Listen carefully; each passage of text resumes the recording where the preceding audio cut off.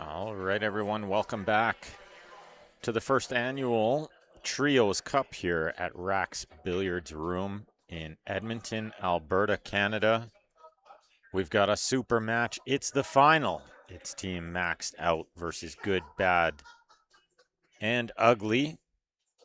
As we see one of the tables, we do have another table streaming as well. Well, not streaming, but they're playing on it. I wish I was streaming it.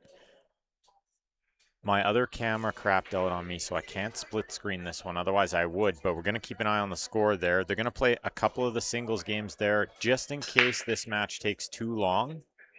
It is a true double elimination final, so they want to make sure they have time for both sets in case. Team Maxed Out wins the first set. They have to beat the Good, the Bad, and the Ugly twice.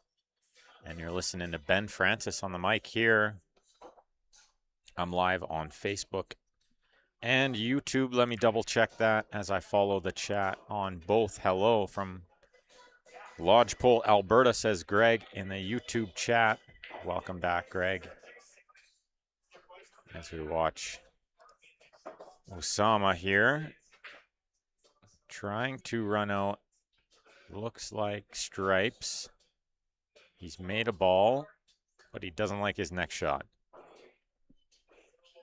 And I'll just keep an eye on the other table and keep you guys updated. So if you see the score move, it's because they're playing on another table as well.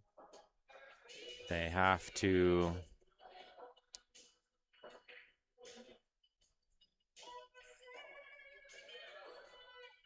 get this moving because the tournament has taken a little while. They had 37 teams join this first year, which I think is absolutely incredible. 3-player teams, 1650 max Fargo cap.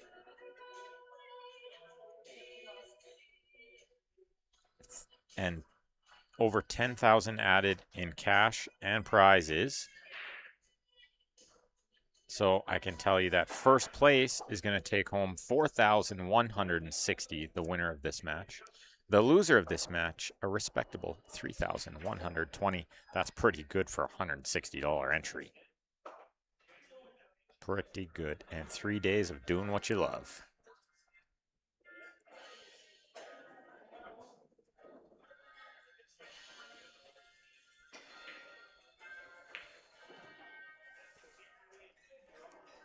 And I will follow along with the chat on both the Facebook and the YouTube. But do me a favor, guys. Click the thumbs up on the YouTube and click that share button on the Facebook. We're locked in. We're loaded.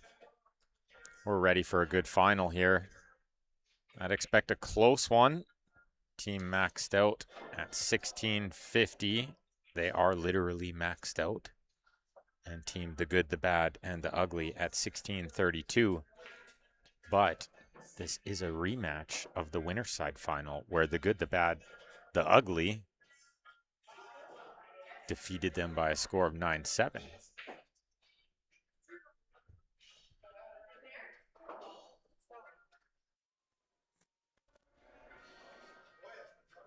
And you're welcome, Kim Weston. Thanks everyone else for tuning in as well. Happy to be here again at Rax. They've treated me so well the 2 times now that I've been here. And a special thanks to Jindy and his wife, Trisha Baines, for putting me up at their beautiful house again. Very gracious hosts. Very thankful for that. Nice to be able to stay somewhere comfortable with nice people. Now I'm just trying to keep an eye on that other game too, and it looks like Jindy's ran a few balls and then missed, so Shannon's going to come up over there trying to punish him. They're going to play 3 games of singles. They're each going to play each other once, and then they're going to play 3 games of Scotch trios. Pretty interesting. It's like Scotch doubles, but with 3 players rotating through. Something new, and I love that, something new. Gotta be a little innovative and try new stuff out there. Congrats to team queuing up Trouble as well. A couple of them sitting around to watch this final. I love that. Loretta And James sitting in to watch this final.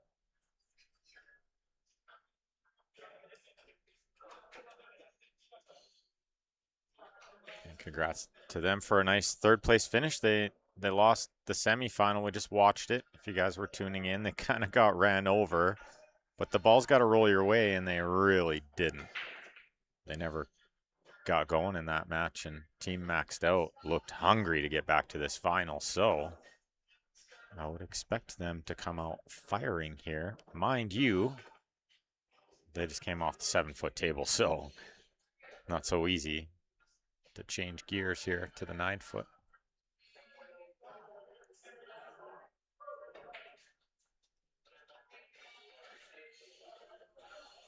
Mark is going to have to do something with this 7. I don't know that it goes in the top left. If it does, he might consider trying to get on it now.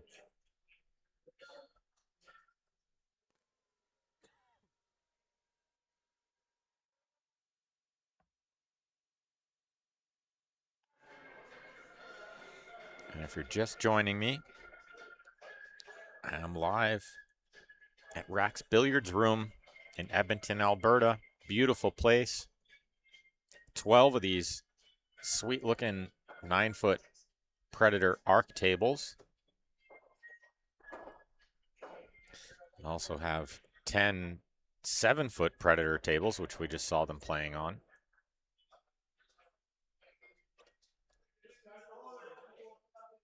And they have 2 really, really nice looking Predator snooker tables that are the first of their kind in North America. And a couple of alley tables for League. One of the best things I like about this room is the owners are really good people. They seem to just really love pool. And I can get behind a pool room like that. It's important that they care about the players and care about the game. And you're welcome, Kathy, for the stream.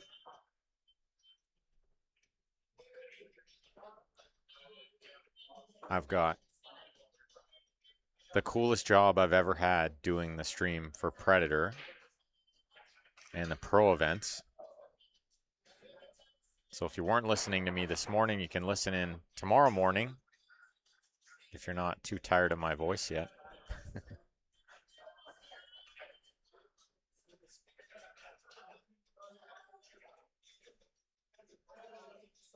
As we watch Mark trying to find the 4-ball on the side here, it's a tough shot. He can't shoot the 5 because he's jacked up and it doesn't give him any position on the next ball. So he needs to shoot the 4 here. And it's tricky.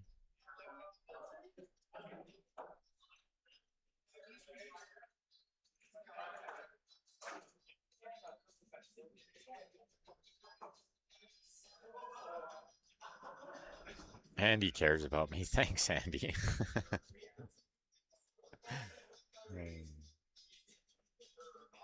Lots of people care about me too. Thanks, Andy.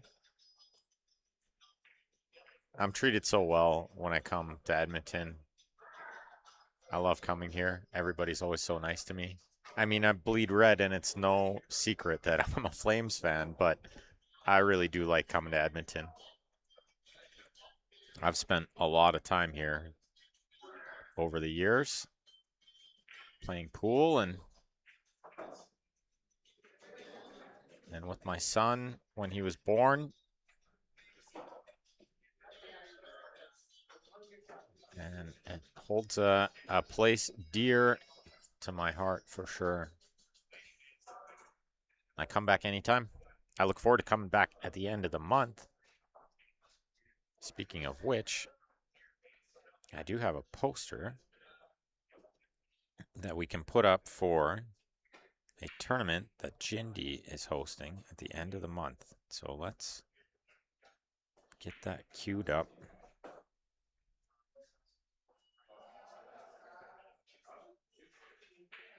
For In Between Racks.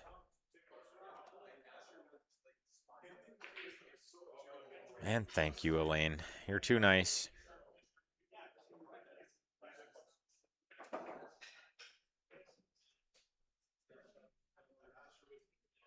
Yeah, come a long way since the early Q Sports Live days. I see some of these videos pop up. There's been one floating around lots where you can hear my voice kind of in the background. Was SVB quitting to Corey at Four Bears? That was pretty funny, and that was in early days of Q Sports Live when we were at Four Bears. Pretty funny. Corey went to check Shane's rack and Shane just quit. And it was in the final of the 9-ball. There was not a lot of money up for grabs. That's kind of like the warm up event at that tournament. And at the time, there was only like maybe, I want to say $600 difference in prize money, which to anyone is a fair enough amount of money. But Shane just put his cues away after. It was quite funny.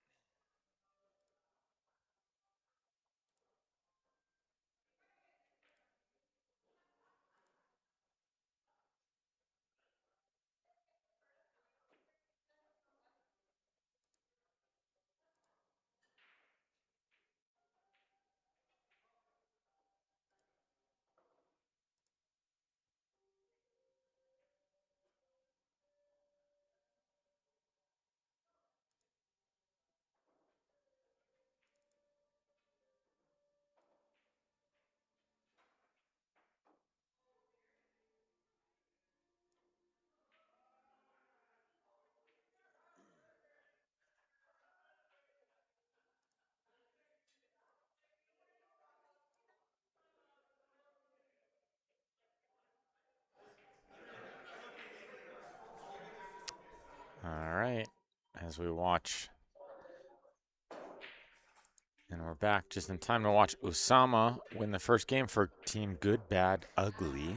And in between racks, guys, I'm going to run through some of these sponsor ads to thank these great sponsors who chipped in on the added money and all these great prizes that they gave away. As I'm just watching on the other table, Jindy makes the 8-ball to win the first game on the other table against Shannon.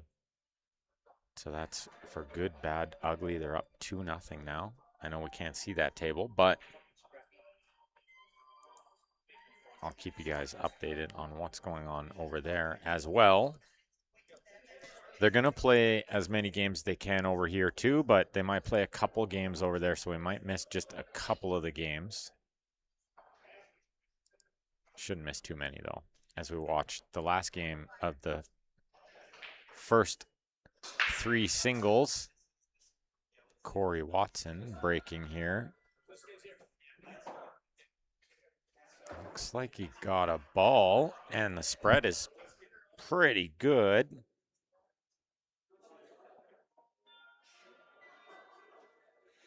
Stripes look okay, especially you look at the 6-5 and where the 14 is positioned. You can never shoot solids here. I like this, getting to work right away. Not much to think about here. The balls are in the open pretty good. He'll need to move the 14 before he shoots the 10, so I think that's the next shot. This ball, the 13, then the 14. Try to get on the 9 or the 11 here. The 2 balls up table.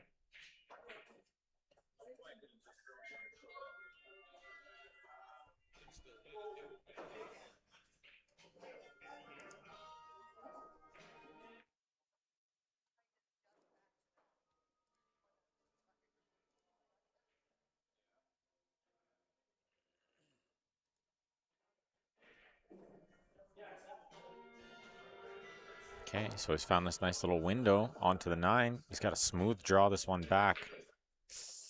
Not so smooth. He got a little quick on the stroke there and rattled that one. You could see how tight these corner pockets are. They're tricky on this arc table. They'll spit the ball out, and we're going to see more of it as this cloth wears in. It's still kind of new. These tables were starting to be played on in May. When I was here in May, on May long weekend was the first weekend they were open. As we see Trisha hang that ball over the corner is not the worst thing she could do. It's in his way. Big time.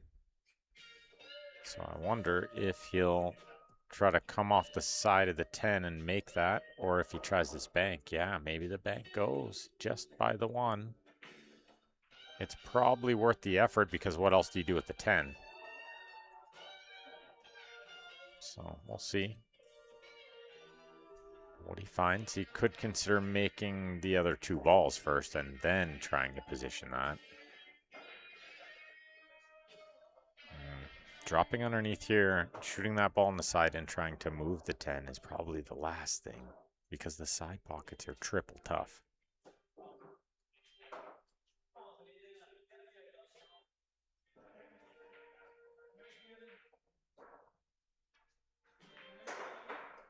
He's overcut that ball just a hair, and another chance for Trisha here. She's got maybe a shot at the 3 in the side, or the 4 in the side's really tough. So trickling this 3 in the side's really difficult too. Maybe putting the cue ball next to the 4 is good for a 2-way. Oh, she gets it right in the middle. That's a good shot. Now she's got the 4. And she should try to make a plan for the 6 ball. Although it's nothing to panic about. It'll go in the top right after the 5.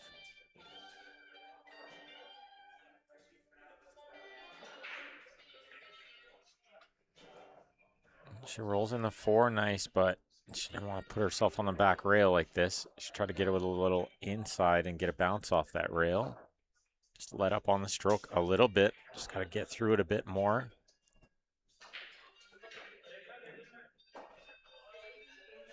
Sometimes the pocket size can scare us just enough to let up on the stroke. If we're just thinking about pocketing the ball and maybe worried about missing it, sometimes we're too much thinking about accuracy and not enough about the cue ball movement. I thought she made the 5 there. It looked like he was going to double kiss in. And now I think Corey needs to chance this bank shot. If it doesn't go, maybe.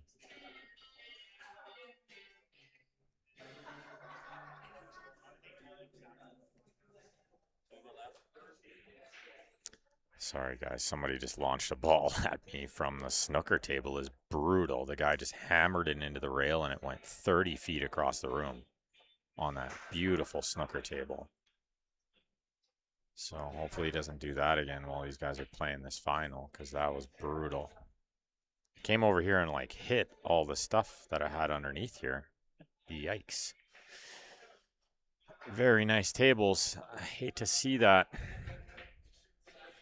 Anyway, nothing like that to distract you. Almost getting smoked by a ball. I've never figured out why people think hitting the ball harder makes you look macho.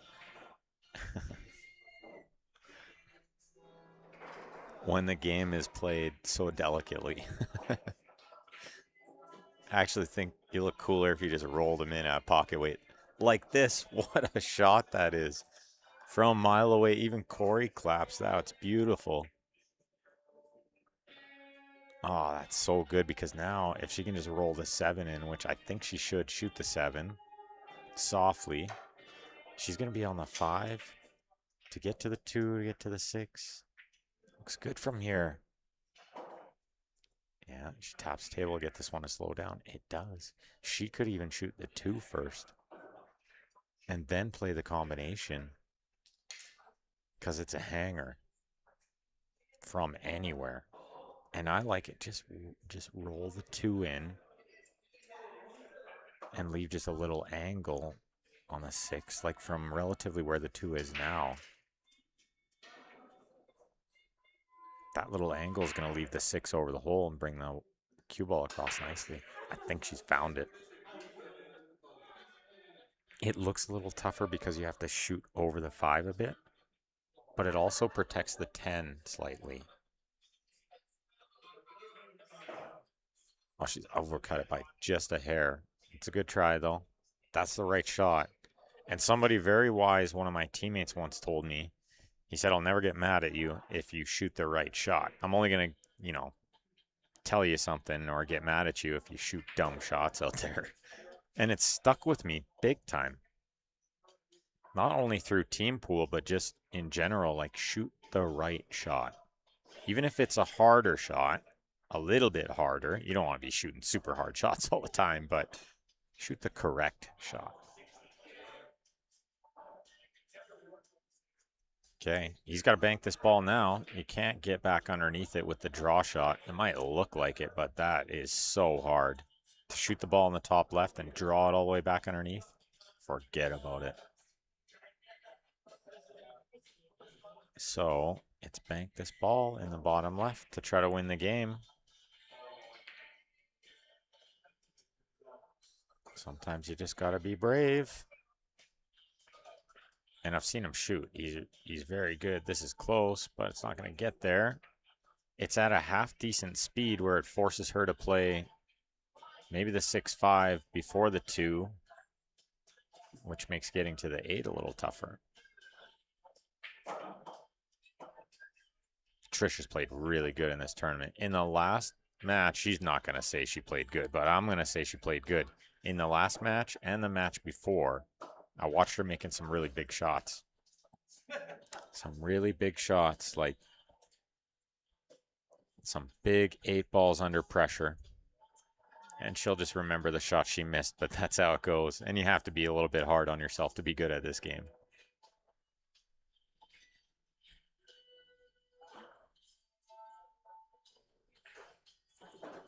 All the way up there for the 2 in the side. This is actually really, really great because it makes getting to the 8 possible. If she left the 2, let's say, into the top left or top right, it was going to be much harder to get to the 8.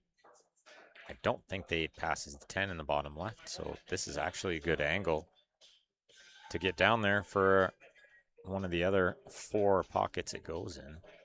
Doesn't go on the top left either.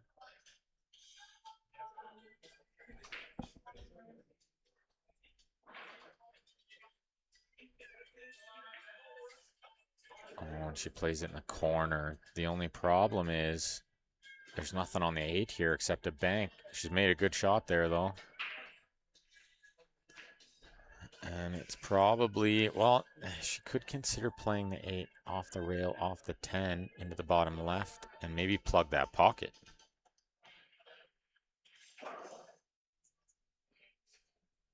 The other option is just bank it in the bottom right.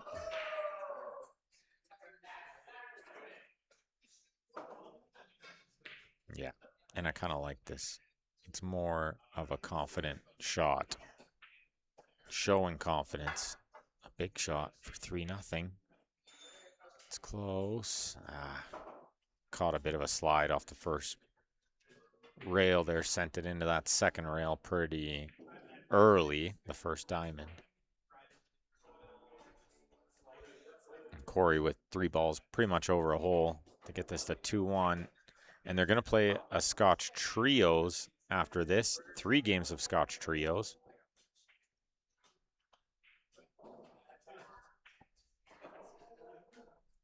So maxed out winning this game, very important. Although he hasn't won it yet, he might have wanted to be a little bit closer to the 8. Should be okay.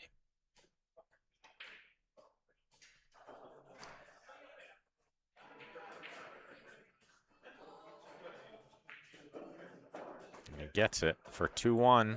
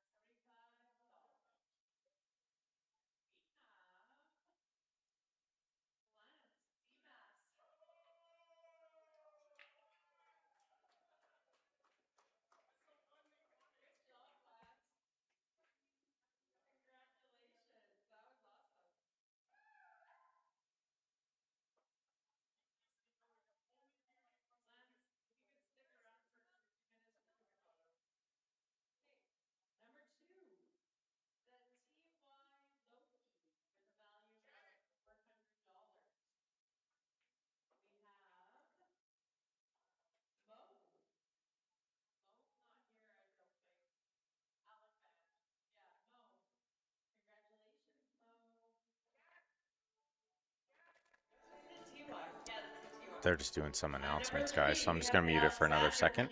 With the extension and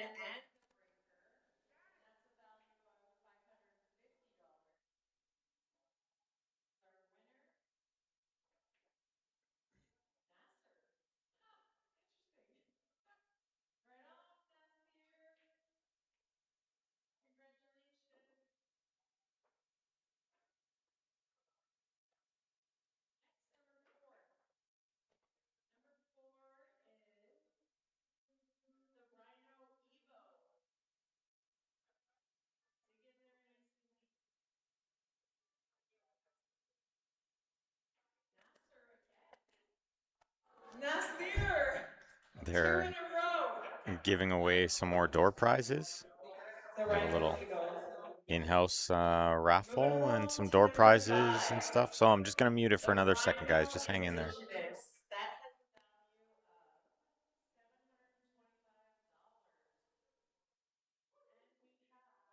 And we have Brian Power. I sold him that ticket. You're welcome, Brian. Nice work. Brian's from Fort number, what are we on, number 6?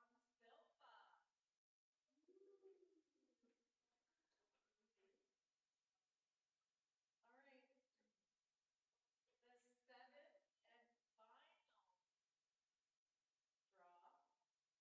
we have Sean Silva. All right. The 7th and final draw for the Nucci Q set. We have the Nucci Player Q and a breaker. The total value of that set is $1,800. Oh, sorry, my math was bad. $1,850. And that's going to, drum roll please, Fraser Alexis. Nice work. Congratulations, winners. Thanks for coming out this year.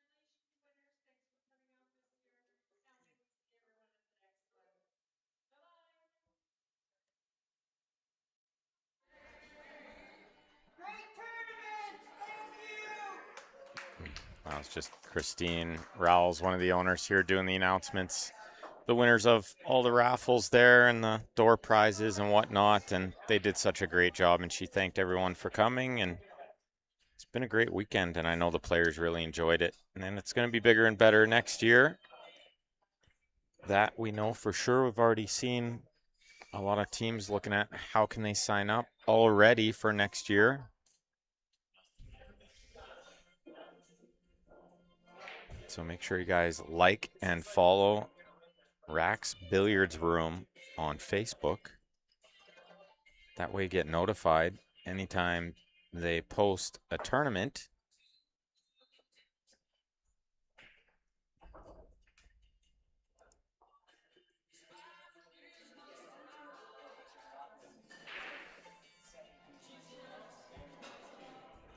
As we see Mark Bonobo. Gonna try to figure out what to do with that 6 ball up there. Seen him eyeball it. Looks like the 2 will go through the 11-14 later on, so don't have to worry about that. There's so much more to think about in Scotch trios. So we see it slow down quite a bit at this portion in the match. He's got to shoot the 6 here. It's too hard to get back to it later. The problem is he's got a bit of a thin angle, so he's going to try to spin it with some right spin, I think, to hold it. Catch it a little thicker.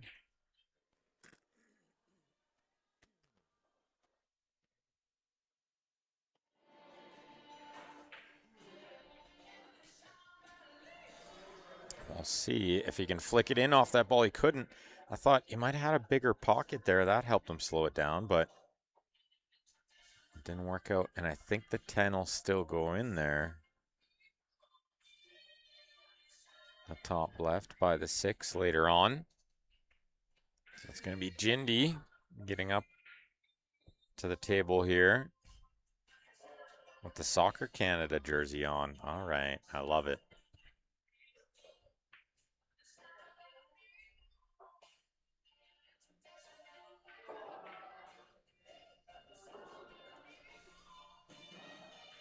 Okay, looks like the 15 went. I wasn't sure if he maybe needed to shoot the 13 first. Probably nice to shoot this. Get something developing like that. Can maybe shoot the 13 now. I kind of like the 11, but I'm not sure it's reachable. It's a bit of a tricky reach. Not that she wouldn't be able to reach it, just jacked up over the ball and reaching a bit. It's not preferred, but it would be nice to clear the lane for the 9 later. The other problem with that shot is it might be a little thin.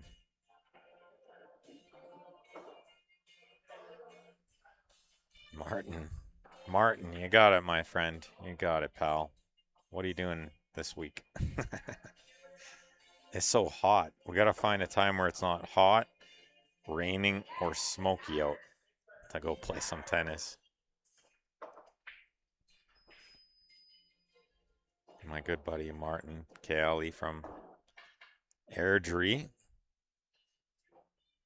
likes to play pool. He likes tennis. He likes running. We get along just fine.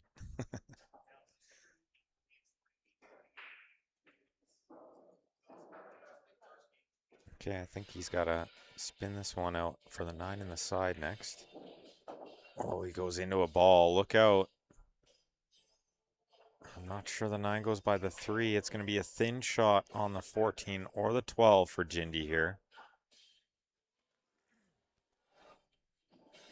And certainly not easy at all, either one of those. I thought Osama could just like roll that ball in and put the cue ball kind of on the rack line, like towards the rack spot, and then shoot the 9 in the left side.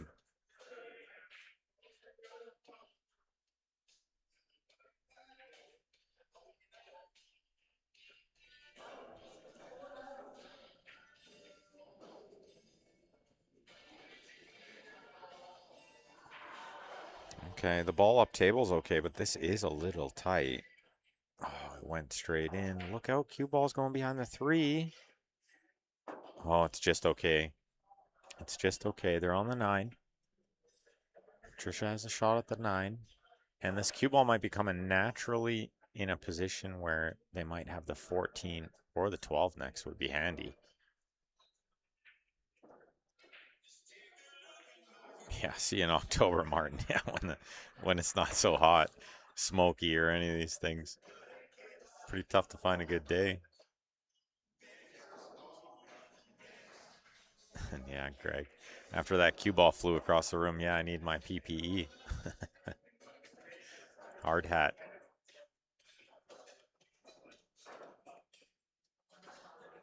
Yeah, it was a tough shot. And so it wasn't easy to control the cue ball.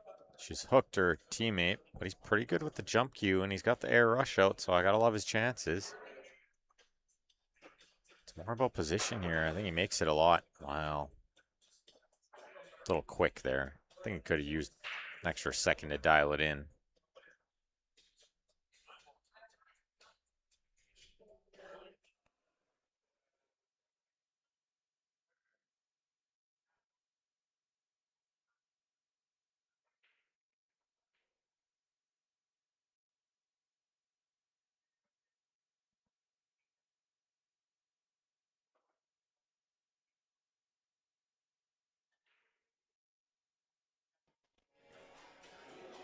I was just gonna see if I could get a coffee from one of these guys. I know it stunts your growth, people, but let's face it, it's over for me. Uh, just a little something warm because I'm losing my voice a little bit here, if you can believe that.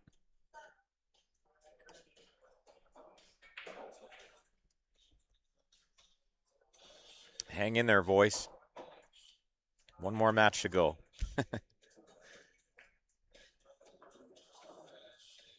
Well, that's a bit of a let off for Jindy. Good chance there. He made that ball.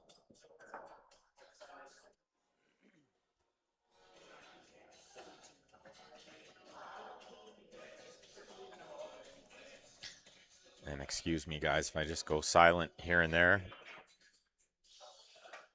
to clear my throat or try to get a coffee or something. Or maybe somebody asking me a question in the background. Ran this one solo this weekend. I had one guest commentator today. It was really great. Saf was fun. If you guys didn't get a chance to watch or listen to that, the A-side final from this morning with Saf was great. Rather early this afternoon. It started at 1 o'clock Mountain Daylight Time. We had fun. It wasn't all about pool, which sometimes is nice. A nice change for me, anyway. Seems like pool is all I ever talk about. As I'm sure my son and my girlfriend know all too well. Okay, coming straight towards the 5 here. He played a really good angle for Shannon. Shannon Lindholm here at the table, coming straight at the 5 when she pots the 2. Could have used a little bit more out of it, but this is okay. It's just going to test mark a little bit more on getting to the 8. Might not be as easy to hold it here.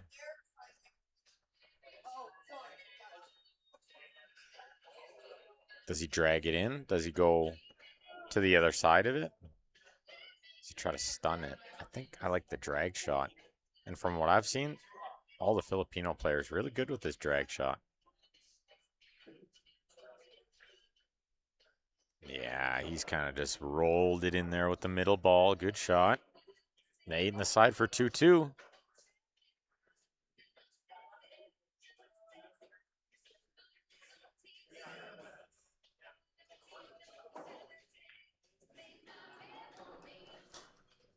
Indeed. Gets it down. We have another Scotch Trios game coming up, as I'll show you guys this poster of this tournament Jindy's got coming up that he hosts here at Rax. And I know it's a little hard to read, so I'm going to zoom in on it for you guys.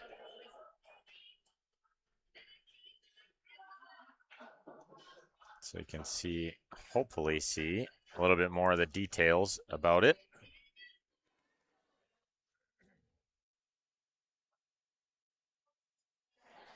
He's already got lots of players paid, registered, so make sure you get in on that before it fills up. Rack 'em Up Billiards presents the U580 High Stakes. $300 entry. It's going to be some big prize money up for grabs that weekend. I'll be back to stream that one. Somebody said, I think it was Phil Munson said, seems like I'm in Edmonton more than Calgary. Well, it's not even close. I'm just not at the pool hall in the summer is the thing. But, yeah, second time here at Rax in a few months. It's been great. But I think I've spent a total of 10 days here in the last 3 months. Maybe give or take a day. Yeah, Corey's hitting the break good. Just can't get a ball down. He hit it pretty square that time, too. It wasn't a matter of mishitting it. I don't think he's trying to hit it with that little bit of top, but that's not going to really kill the energy too much.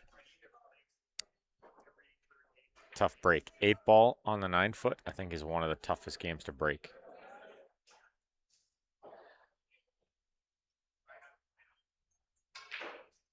Trent resembles that remark, and Greg agrees. I probably need that caffeine hit by now, too. Yeah. I'm getting closer to needing it. Let's see if we get a second set here. If you're just joining us, Team Maxed Out has to beat the good, the bad, and the ugly in 2 sets. And I'll put it out there. I wouldn't be surprised if we saw a split after, if they won the first set. Look at this. Just about kissed it back in there. I couldn't see it, but it was going back towards there. Yeah, I never encourage the split. I love to watch pool, and I would love to see them play it out, but I wouldn't blame the players as most of them got to work tomorrow, at 8 a.m. or something. So let's say this match was close, which it looks like it's going to be. 45 minutes in, we've played 4 games. So if it stays close, we're like 3 hours, over 3 hours for this one. So let's say another 2.5 puts us at 11 o'clock. Sorry, midnight. That was a lofty goal of me, 11. I'm just praying it'll be over in an hour and a half, which it really could be if one team runs away with it. But let's say they started the next match at midnight. There's no way they could finish it. Another 3-hour match, be out of here at 3 a.m. It's just not possible. So don't be totally shocked if Maxed Out wins this first set and then just decides on a chop. Split the money, go home early. John Arcand, the 580. I can put it up here again quick in between shots. It's August 28th to 30th here at Rax. You want to get involved, you can email jindybaines@gmail.com.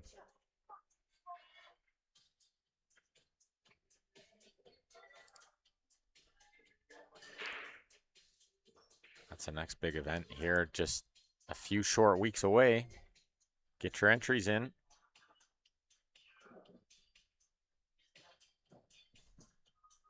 Okay, Corey's rolled this ball in, left mark on a good line, and the rest of these balls are in the open with the 8 right there. Maybe we see their first lead of this finals so far.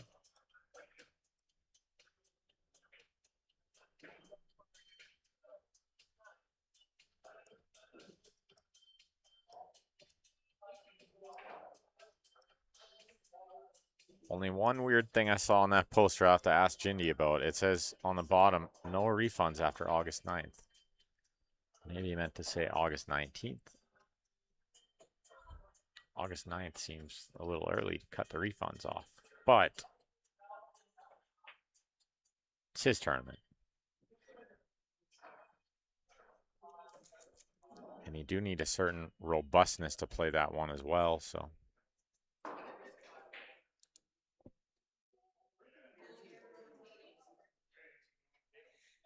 Well, they're looking good to run out from here.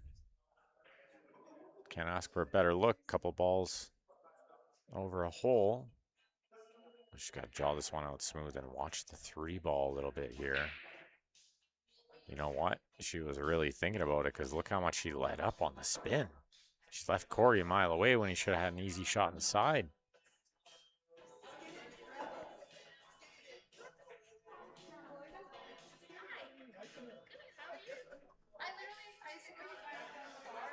She said she skidded it. I don't know what that means.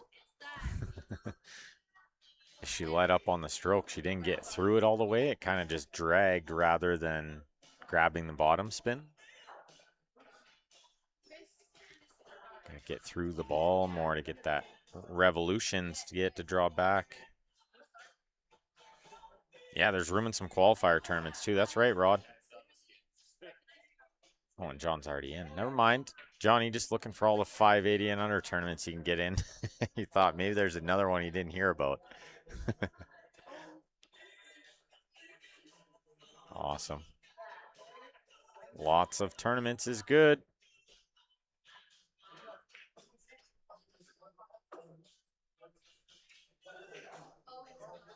Yeah, a little discussion here. They're allowed one timeout per team per rack. Shannon's not getting involved in this one. Usually I would say she should and maybe help, but she hasn't typically gotten involved in those. It's been just between Corey and Mark. This one doesn't matter as much, I don't think, because the 8's a gimme. That's the ball Shannon's going to be shooting. It's Corey shooting this one and Mark shooting the next one. So Corey just wanted not only some advice, but some clarification on what Mark wants next. Smooth draw it back. Yeah, that was tough.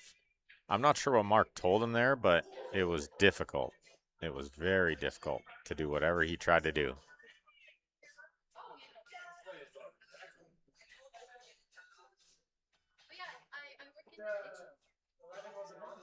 Shannon gave him some advice after the fact.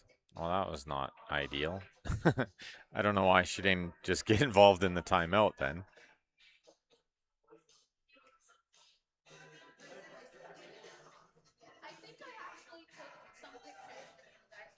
Or she's just trying to explain how she came up so short and put him there. Jindy played the shot. I figured he would, and he played a really jail time safety. That's a good one. Put Mark in jail here.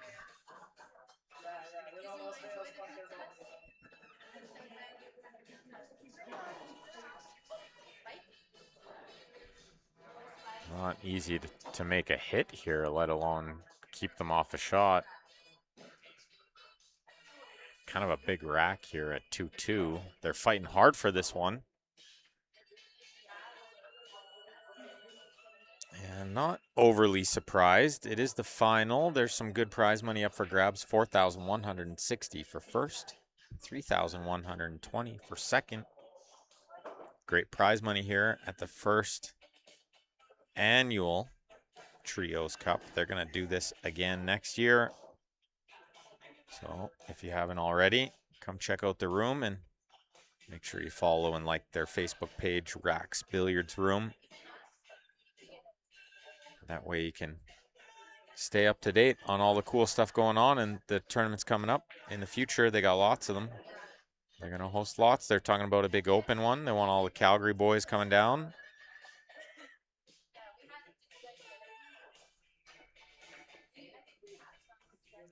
Just trying to find the right time. They don't really want to step on any big toes, and they just want to make sure they can get lots of players in.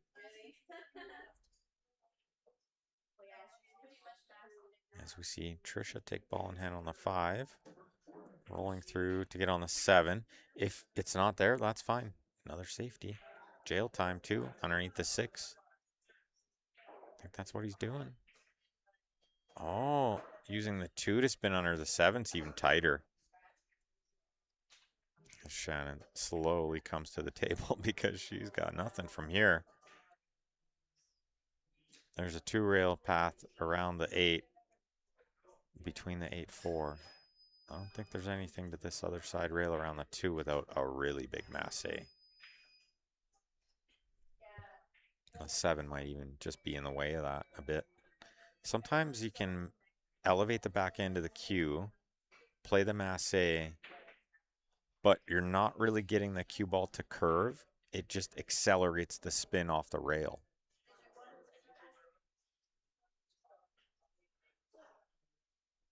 It's almost like it curves after the rail.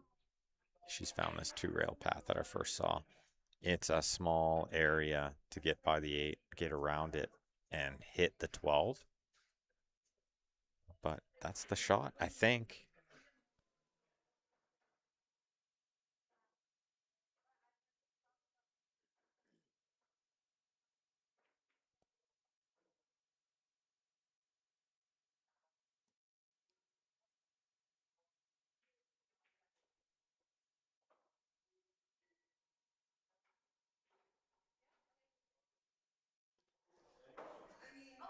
Often you just have to ask yourself, what's the alternative?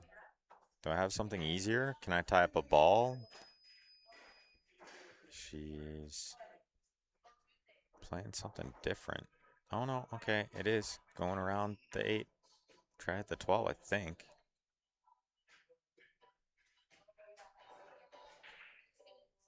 Yeah, what a great hit. That's a super shot. Really nice. Really nice hit.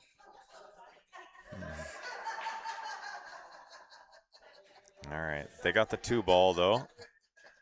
So it's a good hit, but... And not quite the same as ball in hand, but not far off. If Jindy can just roll this 2-ball in, keep them on the 6.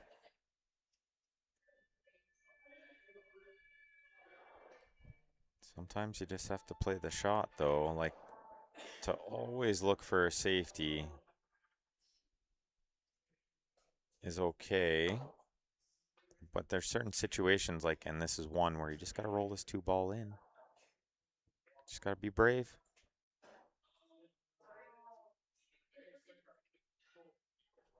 Oh, I think he's trying a 2-way shot where he sends the cue ball underneath the 8 in case he misses. Well, he didn't do that. He went into the 6, played perfect position. Great shot. He's going to leave his wife just rolling in this ball. Trisha can just roll the 6 in and leave Usama on the 7. He can use the angle to get up there for the 1. Oh, and I like this because if he gets up there for the 1, Jindy shoots the 1, leaves Trisha the 3 over the side. Usama the 4 to get Jindy on the 8. They should be out here. One big shot from Usama here to get on the 1 ball.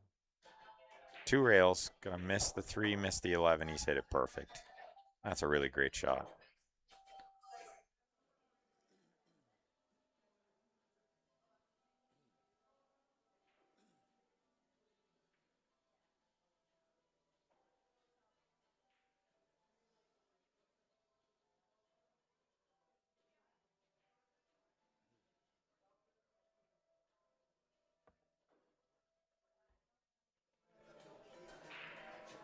And it is ball in hand shape here. Just the stop shot will do. Okay, I love this. I love this. Good time for Usama to come in and just be specific. Because if she played a stop, it might actually just be like a little too straight for Usama to get Jindy where he wants on the 8 ball. So just a little angle, like roll it forward a bit is what he told her. Yeah, perfect. And good instruction by him too. Yeah, just touch it forward just a little. Give me this little angle. And I'm going to leave Jindy straight in on the 8 with a shot he can never miss. I hate to say never because that's a long time, but I don't think he ever misses this one. Ever's a bad word too for pool because you always see some crazy stuff happen that you'd never imagine, but not this time. I'm just going to go run and try to find a warm drink. I'll be right back, guys.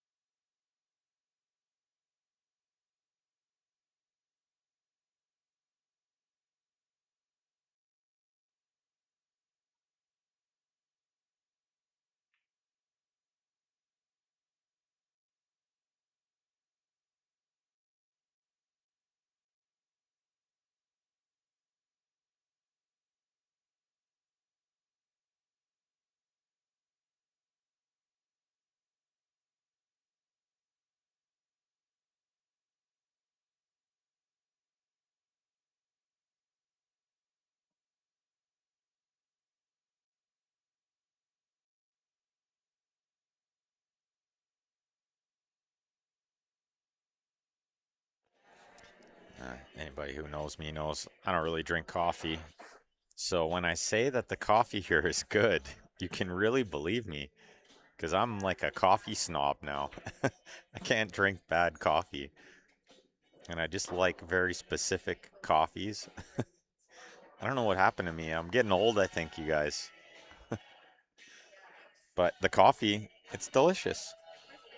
And it's just what the doctor ordered. I don't think doctors recommend you drink coffee, guys. I'm just kidding. Doesn't look like I missed too much here. Solids look pretty good.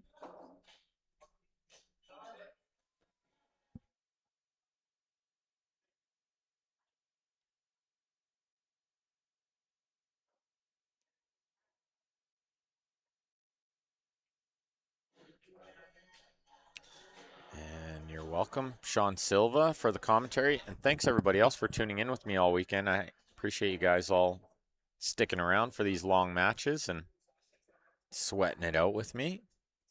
It's been a pleasure. Hopefully, you guys are tuning into those Pro Billiard TV matches that I've been doing as well. I appreciate everybody for their really kind comments and thanks for tuning in. You know, the stream and the commentary is nothing if nobody's watching or listening. It's all about you guys.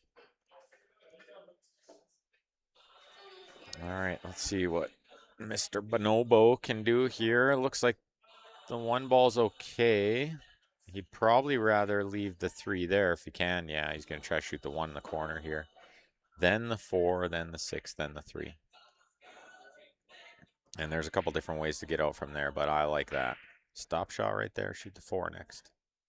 Always rolling it forward. That's even better. That's going to make the 4 ball a little more simple for Shannon.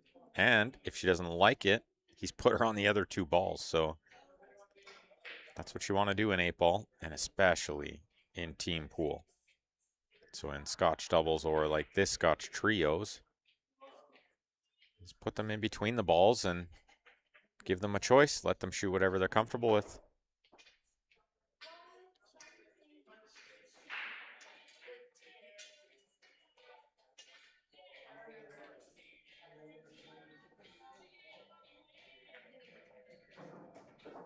She shoots a 6 first. I don't like it. It's a long way from the 4 on this shot. And the 15's in play a little bit here. And you don't want angle on the 3 going towards a 10. I think Mark's asking her about that right now. Because he played shape to the 4. He's got a puzzled look on his face. I love watching people's facial expressions during pool matches. So, like what Mark's doing here, just give him a little help. Make sure he gets him where he needs to. And yeah, for sure, Trent. I'm just reading your YouTube comment. Regular tea with honey. Honey and lemon's always done the trick for me, but anything kind of warm, you know? Yeah, some cinnamon's good for the taste, and I love cinnamon, so. Ginger ale's always done the trick for me too, but yeah, just something warm.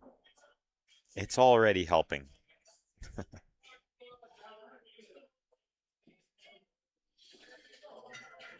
Yeah, and Greg knows about the coffee here. It's good. It is really good. It's no lie. Good coffee is important, I think, to people. I think that's a very important thing. We're not the only coffee snobs, Greg.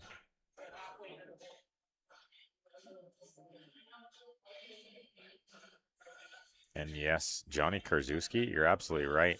They've been a hard team to beat. I've been very impressed with all 3 of them, for sure. Been a treat to watch.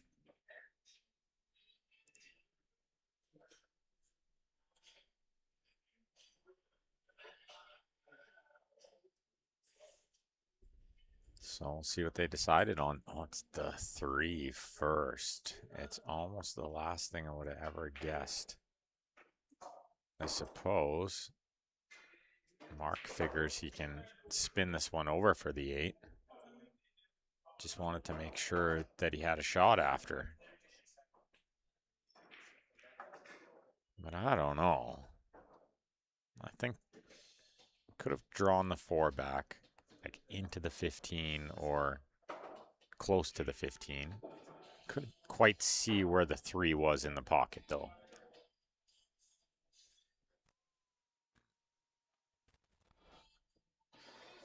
If it was just a little more towards us in the pocket, then that's why they went this way, because they didn't want to have to deal with the 10 if they had to cut the 3.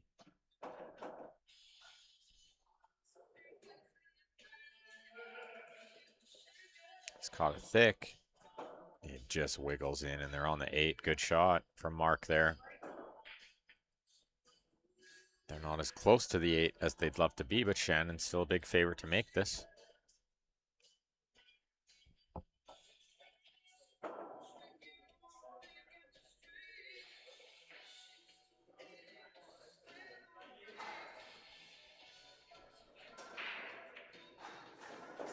For 3-3, she's got it.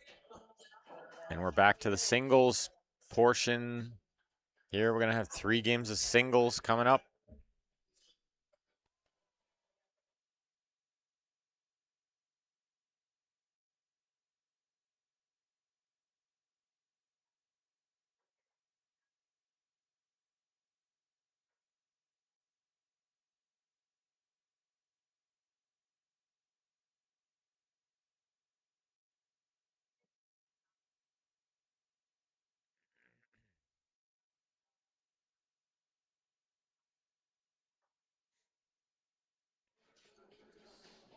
They have a really nice pro shop here. If you guys need some equipment, looks fully stocked. Gloves, cases, cues, chalk, tips, you name it, they got it. Looks pretty good. Racks, sales, and distribution is what you can look up if you want to get in touch with them. Can also help you find a table. They're Predator dealer if you're looking at getting a table or you need some help in that department. Definitely very knowledgeable folks. James Rowell's Predator dealer, super great guy. I've just got to know them recently, but I've heard nothing but good things also from other people about dealing with James. Seems like a great guy. And word of mouth is everything in that business. In any business, really, but very much so in sales. So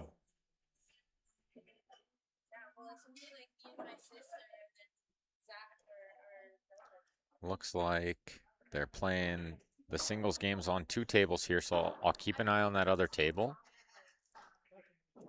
They're just going to play 1 game over there. It is going to speed up the match quite a bit. 1 game wouldn't sound like a lot, but with the pace these matches have been going, that's a big difference over there.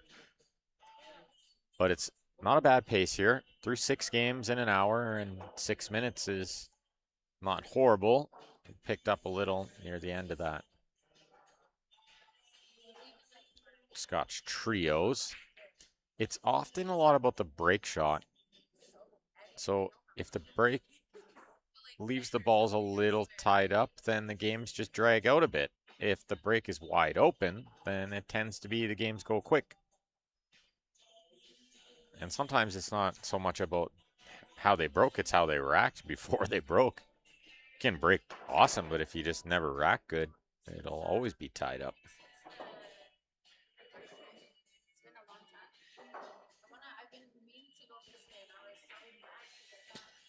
Usama trying to run out these stripes.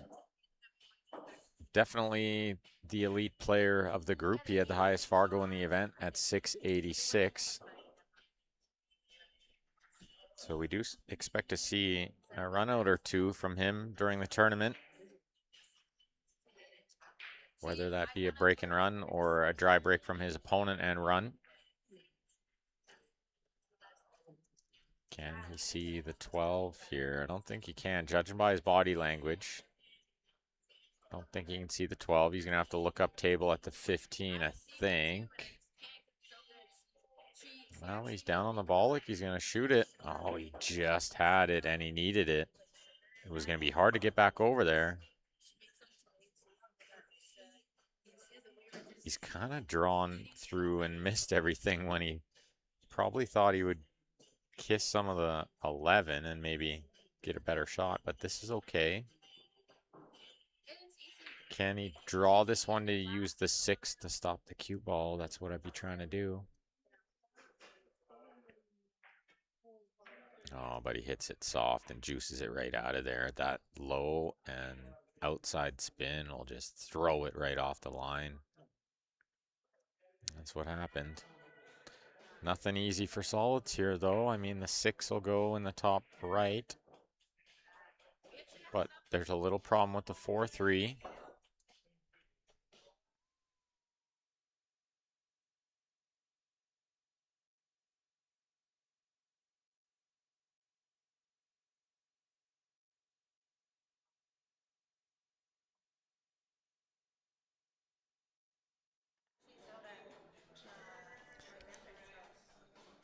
Just the one camera angle here for now, but we're going to get these guys set up with more of a permanent camera setup as time goes on. Very newly opened room. Amazing room. One of my favorites. And I'll be back as much as I can, as much as time allows, and as many times they invite me back. Be happy to come back. But we'll get them set up with kind of some more permanent cameras, so we'll get some better angles, and maybe an overhead would be nice, and maybe a little stream booth or something for me, and maybe I can even just do it from home.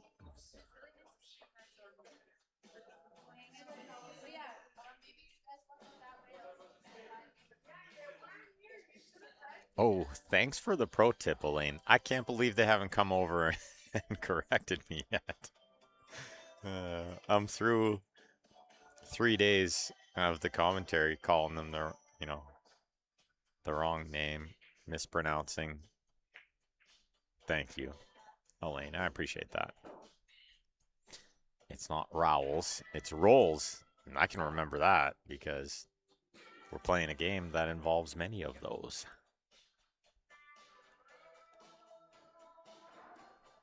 James and Christine Rolls. It's much easier to say too, so I'm thankful, Elaine. I am thankful. All right, let's see what Shannon's looking at here. The 3 in the top left is a very tough shot with the cue ball near the rail. And there's not a lot you can do for position other than maybe send the cue ball into the 7. Looks like it's on a natural line to just miss the 7. It might even go between the 8, 7.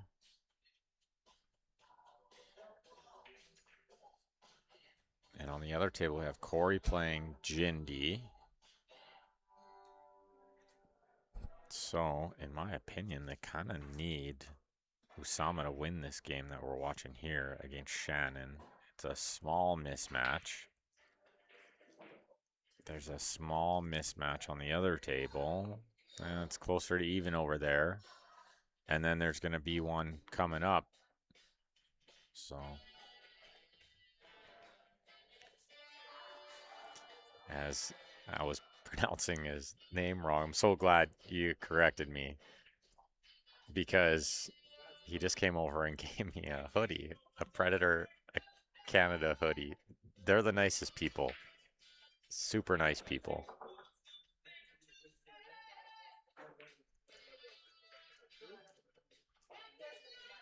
Too nice.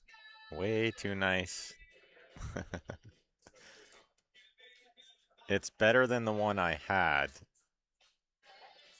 I had one with the yellow logo, and he gave me the one with the Canada logo. I love it. I love it.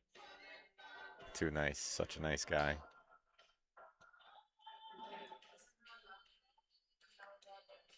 As we watch a long one here. Wow. He made that shot? Are you kidding me? Off the back rail like that? What kind of shot is that? One of the best shots we've seen the whole tournament. I cannot stress how tough that shot was off the back rail like that. You got to be kidding me. He pots that ball. Holy smokes. And he can cut the 11 in and open the pocket for the 10 later on, but he's not out of the woods yet. Still tough from here. Wow. Wow, wow, wow. So it's super thin and he can't do a lot with the cue ball is the problem. It kind of goes back and forth naturally towards the 8 because you can't load it up with the left spin like you need. I'm just trying to keep an eye on the other game. It looks like, wow, Corey had a beautiful chance to win it and he's just let it slip on the last ball before the 8. He's not happy with himself. Can't blame him. He had a good chance there. As we see Usama play a crafty little safety. I would have never thought he'd play safe there, but he found a really good one, a crafty one. I like that.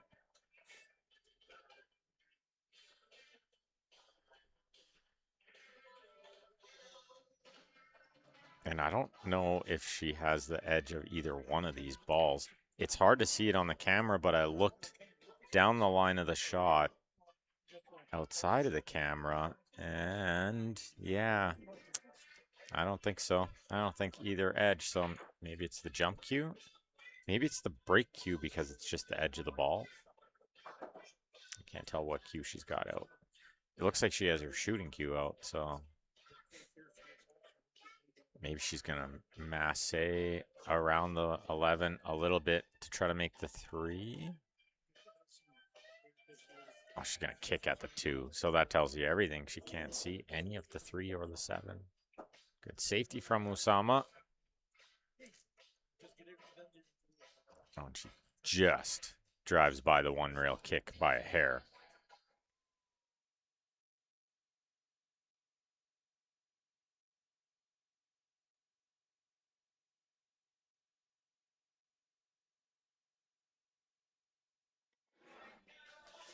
It was on the wrong side of the ball, even if she hit it, but she would have loved to get any hit there.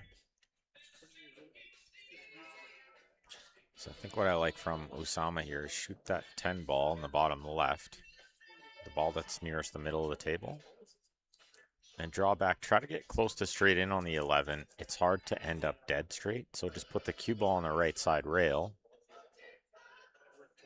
and kind of have that follow angle where you can put the cue ball towards the left side pocket for the ball up table to get back to the 8 in the bottom right. He doesn't like anything here. It is just a little bit awkward going from that ball up table to the 8. That's all he's worried about. So he's going to try to find a way to get closer to that ball up table. There's a couple ways to do it. So if this ball goes in the side, then why not open with that ball up table? And then just play a stop shot on the 11, shoot that ball on the side, the 8's right there.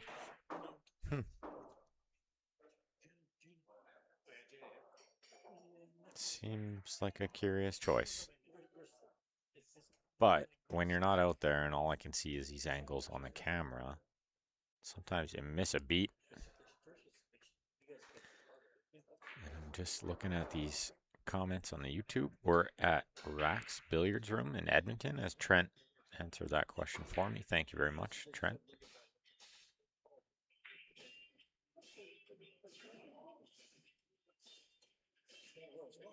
And don't forget about the no glove talcum powder pad there too. Handmade with love in Lodgepole, Alberta. How you like that for a plug, Greg?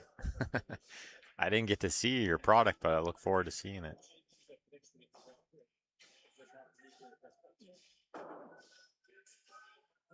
The fire and ice battle. I'm not sure what you heard, Edge's girl. Trios Cup, yeah, anyone could have entered. Anyone could have entered. As we see, Osama won that game over there. So it was open. The only thing was it was 1650 Fargo cap per team. So he couldn't be over 1650 Fargo cap. And that's why their team name is called Maxed Out, because they maxed out the Fargo cap. And we're just waiting for that game on the other table to finish. Trisha is coming up to rack over here. She's going to take on Mark Bonobo. But that game on the other table is a bit of a grind. Corey had a chance to win it earlier, and now Jindy has played a couple good safeties, put him in tough spots. He absolutely spikes in a super tricky one, Corey did, and he got shape on the 8. He kind of deserved it. It was a really good shot.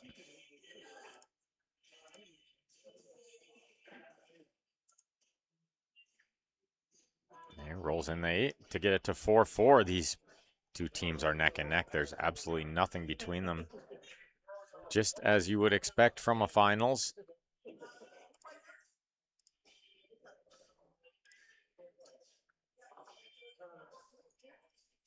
And so the last game of the singles spot, it's Trisha versus Mark Bonobo.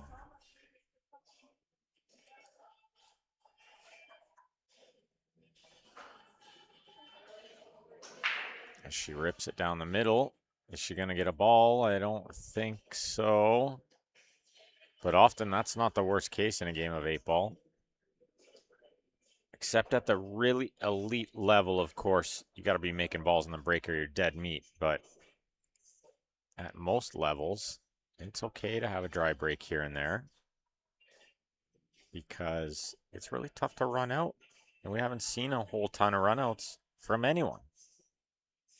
So maybe they just get some balls out of your way in a perfect world.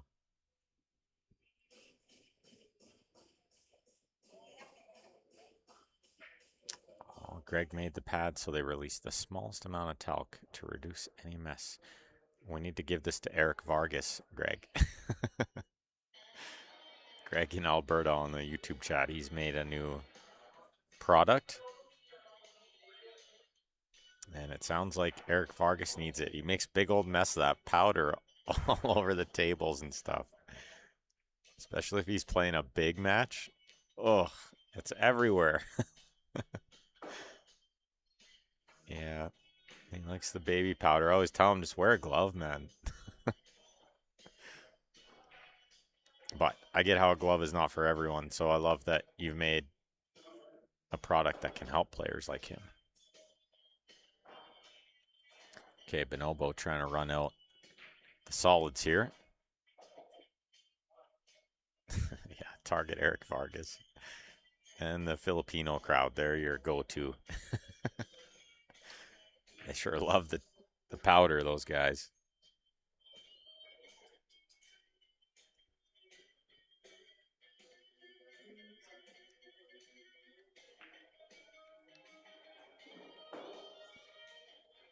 They sure love the powder. The Filipinos, it's just a thing. They actually use it in their games, not only for keeping the cue smooth on the hand, but they use it to mark the balls. So they, like, for instance, maybe they mark like the 5 ball there or something with just a little spot of powder near it, so that if he moved it with his cue or something, they could put it back where it was. Look at this shot. Beautiful shot. Broke out the 3. He's on the 5. He's on the 3. He's got work to do still, though. To get from the 5 to the 3 or the 3 to the 5 is not really possible. Could he shoot the 1 first? Draw back between them. Try to get straight on the 3.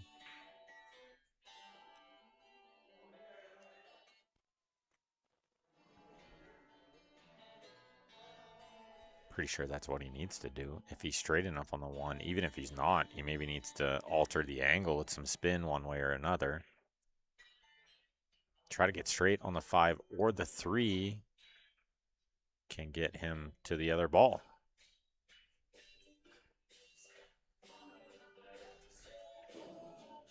Gotta stay smooth with the draw here. Don't want to let up on it. Gotta make sure he gets there. He miscues like one of the worst possible things that could happen. He miscued. And I think Trisha has this ball over the bottom left, but she is not thinking about shooting it, and I don't blame her. How about try to bank the 13 or the 14 away? Those balls are kind of in a funny spot. Yeah, I like it. She sees it. Jack up. Just make sure you don't miscue back. Yeah, it's hard not to move the 5 ball a little bit here. Yeah, perfect. That's perfect. That's really, really good. And that's a smart find from her because attacking there didn't do any good. And she didn't want to just roll the 9 and open the pocket for him if she's not sure she's going to run out. So she's put him in a pickle here. What does he do? Not sure he can see any of the 3. But he really wants to be able to move the 3. If he could cut the 3 into the 9, he definitely would. And try to retake that pocket. Yeah, might even have to spin it off the rail and try to have that happen.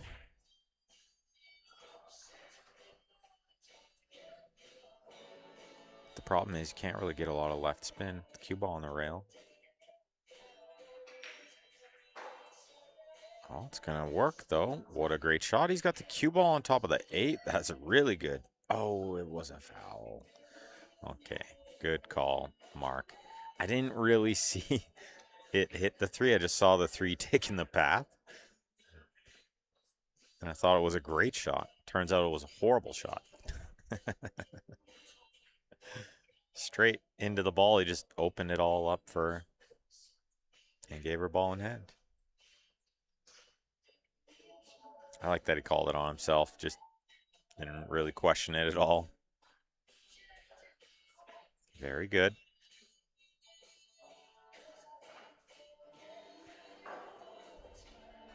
Well, she caught it a little thick, but she got in the pocket. Nobody will remember that except for her. She got it in the pocket. That's all that matters.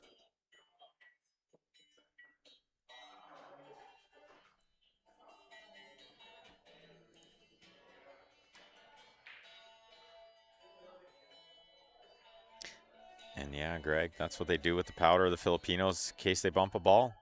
Because they play cue ball only fouls too, a lot of games. Because they're not into like policing somebody's shirt touching the ball and stuff. So they just put a little powder around the balls, and that's why they got a big mess of it everywhere, all over the tables. That's just how they play.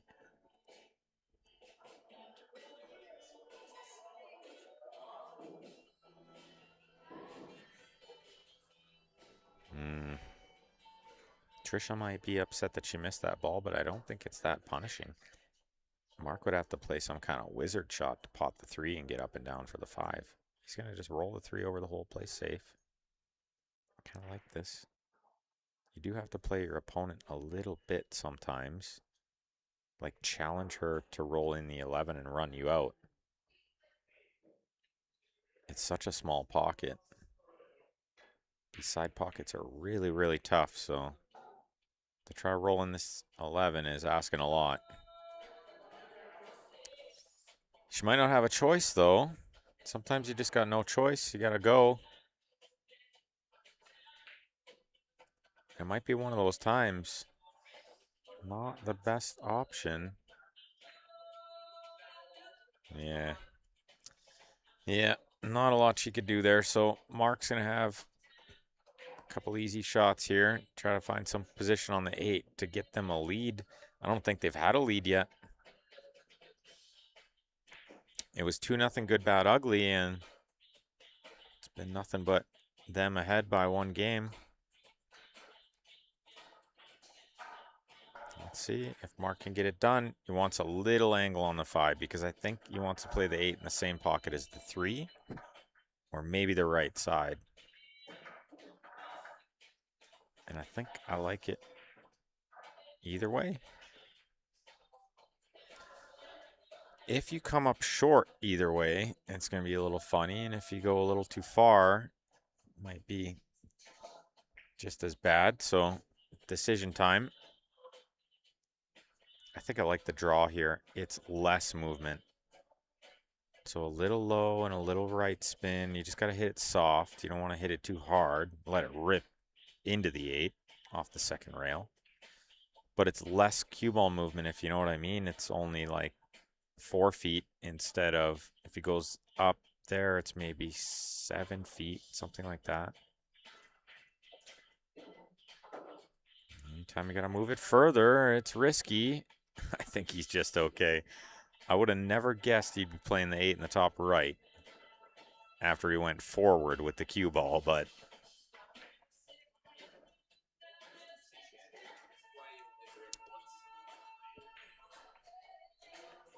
it's okay. Pretty straight in, I think, for a 5-4 lead.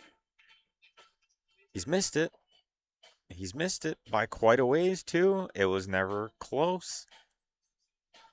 What a chance for Trisha. And this is nice because she's going to have a few shots free. What I like to call free means she can try to roll in the 10, then maybe play the 11, then the 13, all while not worrying about missing. It's hard to leave him anything on the 8 with where he's left it. I like her making a couple balls, then playing safe, though. And I wouldn't usually say that because the more soldiers you got up, usually the better. This is okay, actually, making a ball and playing safe. And it's another thing I would say usually don't do. Put the ball over the hole when you play safe. But in this case, you have to factor in how many times do you run 5 balls? How many times do you run 7 balls?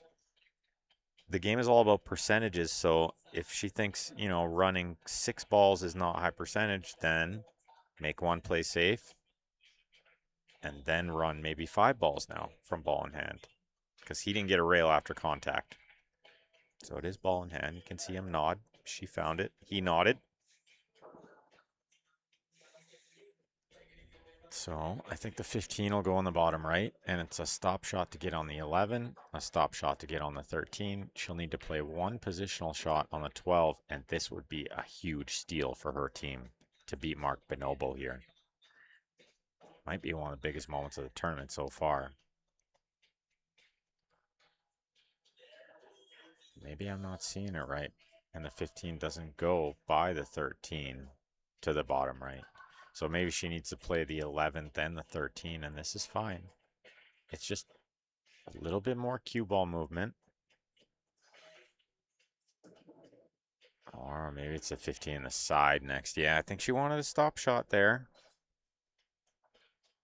So here's something she could do is try to roll this 15 in the side, and they're tight pockets. So maybe she could consider putting the cue ball on the right side rail in case she misses to leave a really thin cut on the 8.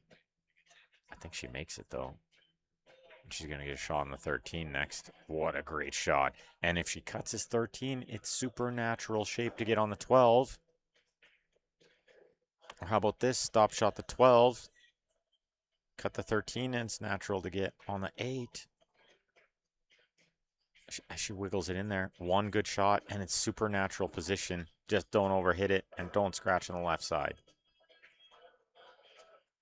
But if she can just trickle this one in, and she's been rolling these in the whole tournament, this is a big game. To take the lead again, to beat a player she's not expected or supposed to beat, and to get them over the halfway mark in this match. They'll only need 4 more wins after this to take home the trophy. Big shot here.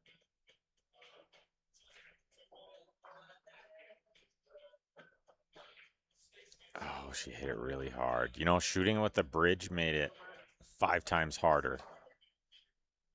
Easily 5 times harder with the bridge. Just a little walk around the table before she shot the 12, and I think she might have just played a stop shot instead of rolling it. Just to make sure that she left herself in a spot where she could reach it comfortable. Because the difference between shooting that with the bridge and shooting it with your hand on the table is a world of difference. Speaking of the trophies, this gentleman here with Wells and Associates was very kind to sponsor the trophies.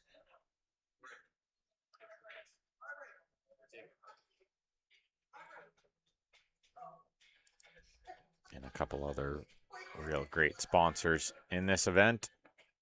Peggy Lion brand, PeggyLionCues.com. Go check them out. He's got lots of cool stuff on there. I'm the hugest fan of the chalk. I really, really love the chalk.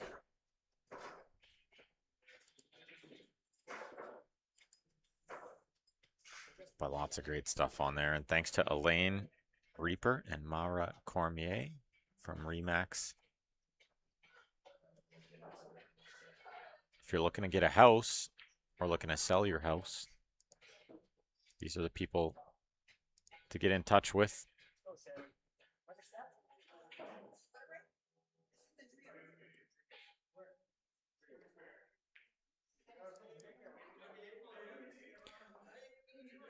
And Sea Change Brewing. Chipping in with the added money, and the prizes, 10,000 in cash and prizes added to this tournament. As we're back to the Scotch trios, Shannon to break. She's got a ball on the side and a pretty decent spread, although, as you can see, the balls on the right side of the table are tough. The 4-5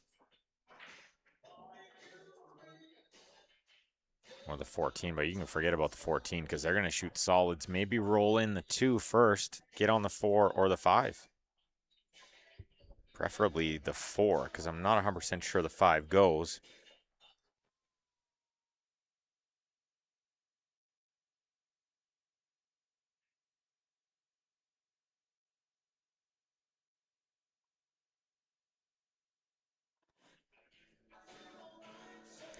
For anybody wondering, don't worry, I'm not driving home tonight. I have had a couple people ask, and I never really planned on it. As soon as the night was over last night, we realized that it was going to be a long one today. And I'd already planned from last night to not drive home tonight. I'm going to drive home in the morning.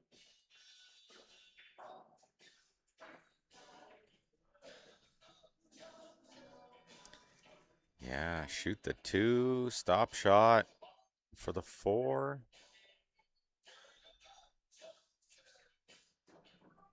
I could roll them closer to it.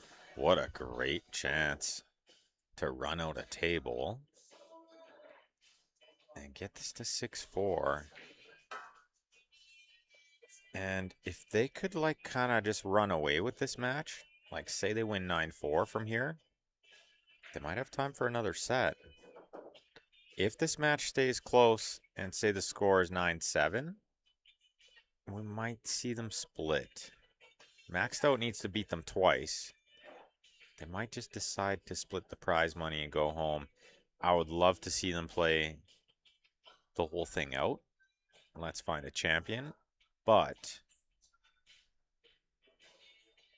I know they all have jobs, so it's okay.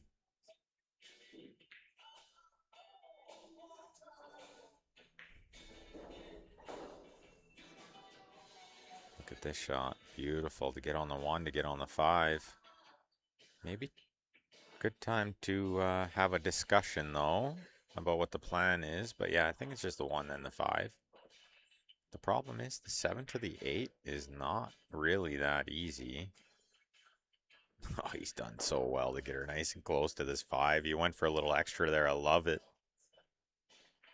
And she's going to try to find a nice natural angle for Mark to get from the 7 to the 8. Looks like she's considering going forward. Just try to beat the 8 with the cue ball.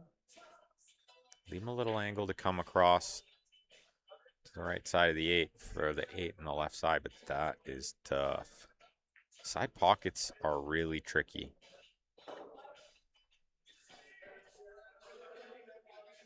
No, I don't know. He's going to be in love with this. And neither is Corey if he gets him a little funny on the 8. Keep it simple, stupid. Can he draw it across 2 rails, kind of between the 8 and the 15? The ball nearest the 8. For the 8 in the low right. Might have to try because I'm not sure. Just coming across for the 8 in the left is so easy.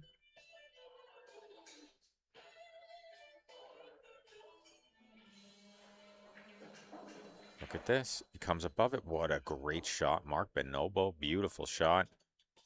That is not easily done. He hit it great. Really, really great shot.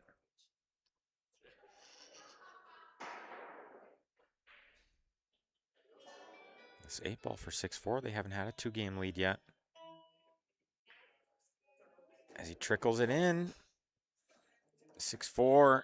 It is for maxed out. They're only a few games away now from trying to force a second set. They do got to win twice here. Keep in mind. They have not lost yet. Good, bad, and ugly are undefeated, and it is a true double elimination tournament.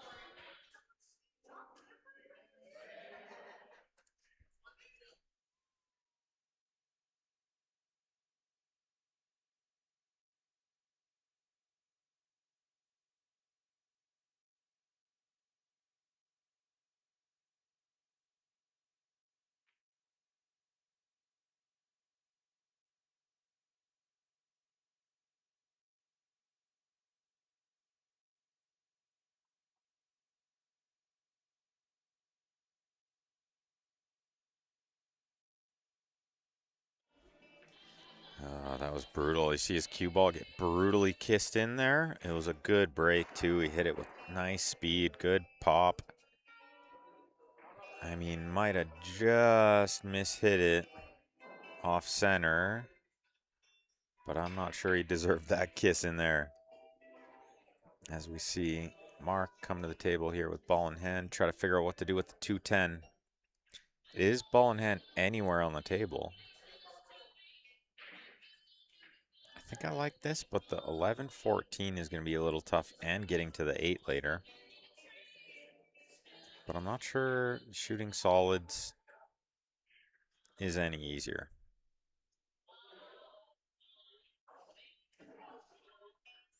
I think he tries to go softly into this one, and he has to watch that the 10 doesn't just stay on the rail over there. Maybe a little speed here wouldn't hurt.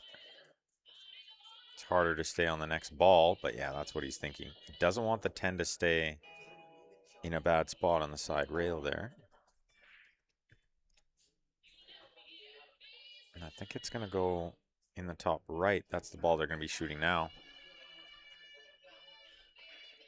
They played a really good match so far. This would be another good time for a run out. 6-4 is a good lead. 7-4 is a nice lead. 6-5 is anybody's ball game still. Feels like a big game. Obviously every game big, but this one feels like a big game. Oh, he rolls in the cut. And he bumps into the 6 to hold for the 14 in the side. What a great shot from Corey there.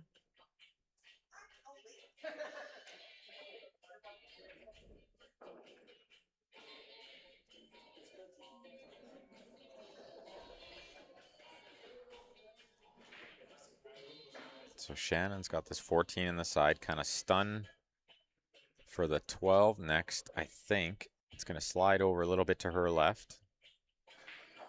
And then it's going to be the 9 or the 12. Going to have the option. Nice to land in between them. Okay, so it's definitely going to be the 12. The 11 probably has to go next because the 9 to the 11 is not so easy. The problem is the 9 to the 8 is not so easy. And that's definitely something that needs to be recognized because Mark Bonobo is going to shoot this. Corey Watson is going to shoot the 11. Shannon's going to have to get from the 9 to the 8. Well, I didn't want to put him on the rail here. And just a little bit on the wrong side of the ball. Yeah, he's not thrilled with that result. That's not where he wanted to be. Not where he wanted to put his teammate.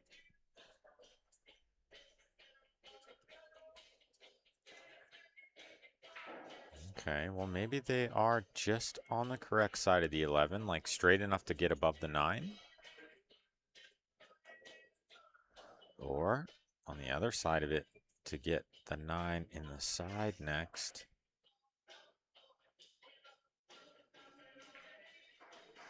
Well, you got to make the 11 first, and what a chance for good, bad, and ugly. They needed this. Guys said before, I feel like this is a really big game. Obviously, every game big, but this one just feels bigger than the other ones.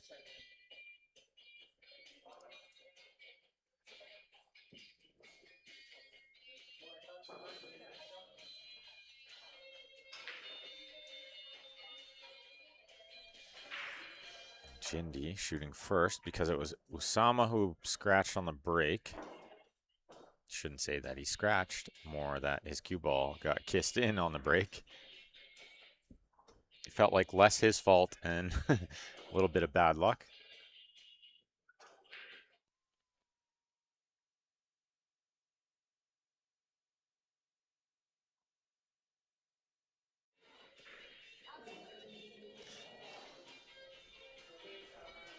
Trisha gonna shoot the 3, I think, but I like the 4. Okay, good. The 4 and then the 5 or the 7. Those are really the only tough balls, and obviously the 1. But oh no, she let up on the stroke there a bit. Didn't get to a rail. That's the first big mistake we've seen. Definitely the nerves are high out there. The other thing is that, I mean, there's lots of pressure, obviously, but it's 10:30 at night. And most of these people, they have like day jobs and stuff. They're not used to playing pool at 10:30 at night.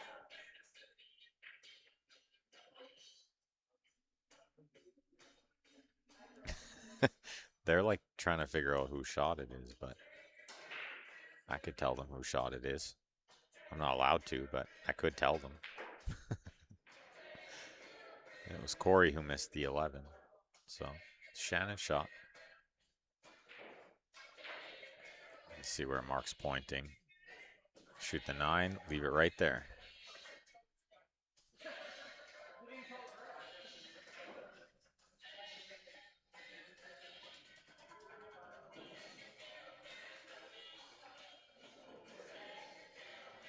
Yeah, they're going to roll it forward and leave the 11 in the side. I guess I don't hate it, but keep the cue ball off the rail too is important. This looks pretty good, actually. I think she landed exactly perfect. It's a little past where Mark wanted, but that's better than being on the other side. Better than being on the wrong side of town here. Can you kind of stun towards the 2? Is that a good target? Or does he have to just roll this one between the 4 and the 5? I mean, neither one's a gimme into these tight side pockets.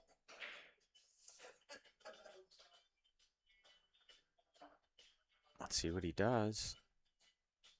Don't think he has to raise the back end of the cue too much, even if he wants the bottom of the ball. But no, he's just going to hit with some middle. Try to go between the 4 or 5 with the cue ball. Speed needs to be good here. It's heavy. It's way heavy. It's a mile heavy. He way mishit it. He shakes out his arm. Just a little bit funny of a stroke. You don't see that from Mark Bonobo too much. He's usually pretty steady on those speed control shots because he plays here all the time. Again, I think, you know, a mix of nerves and time of day, night, you know what I mean? Most of these players, they got here pretty early. Both of these teams, they didn't start till 1 p.m., but still, they're going on, you know, 10 hours of play now. It's been a long day. It's not hard for some mistakes to creep in. I think Corey's waved it off, just called a safe, but I don't hate him trying to like go for a little something here. Maybe 2 rails, try to get it going towards the side or something. The only thing he couldn't do was just drive right by it. Give him ball in hand. That's no good. Usama will shoot the 1. Yeah, maybe the 7, then the 1. Something, then the 1. Definitely.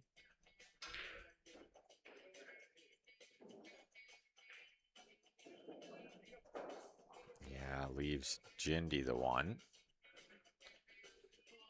Let's see where he goes with this. If he tries to play to the 2 ball, maybe up table. I don't think it's going to be the 5 next. Yeah, he's coming around. Maybe for the 4 is good, actually. Yeah, kind of like the 4, the 3, the 2, the 5. In a perfect world, doesn't always work out like that, but as we see the comment from Rod Dobson in the Facebook chat, he said, playing a 3-person Scotch felt strange. Yeah, it's definitely a little outside of the element. I don't think anybody was really used to it. But I love it. I think it's interesting little format, something new for the players and the fans and the crowd, and everybody involved seemed to really enjoy it. So I've really enjoyed it.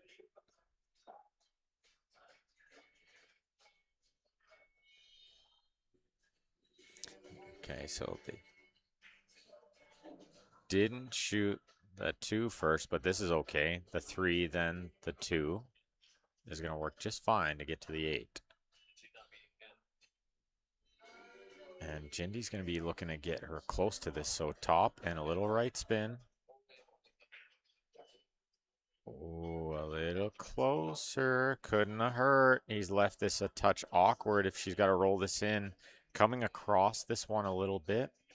Tends to be caught thick with the roll shot. And the bridge is a little awkward for a righty. She caught it a little thin. That's losing the cue ball into the 8. Aye.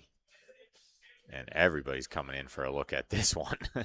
All 6 players looking at this one real close. There's just a little space between the balls. And it's got Usama scratching his head. So the shot I see right away isn't to make this ball. It's to come off the bottom of it really thin and try to freeze on it again. Oh, he figures he can. No, I don't think so. He thinks there's enough space where he can maybe try to spin it in. Lots of right spin. I don't know. Maybe it goes safe. It's not going to get there. And he bangs it in there out of frustration. It's 7-4 now. It felt like a really big game, and I think it was. You don't love to see him tap it in with his cue there, but I don't totally blame him. That's kind of one of those spots where you're going to be a little frustrated for sure. Justifiably so. I'm watching these guys over here playing on this beautiful snooker table. You couldn't find a nicer looking snooker table anywhere in North America. She's a beauty.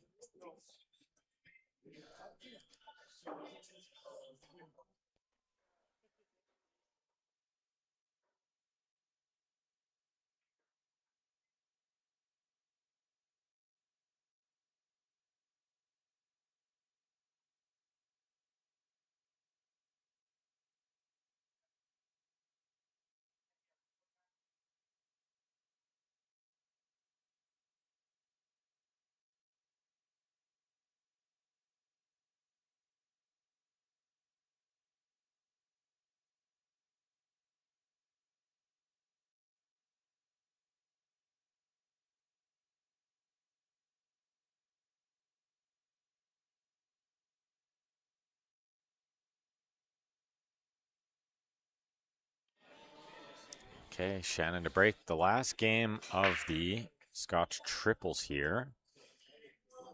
And then we're going to have a couple real big games of the singles that might decide this match.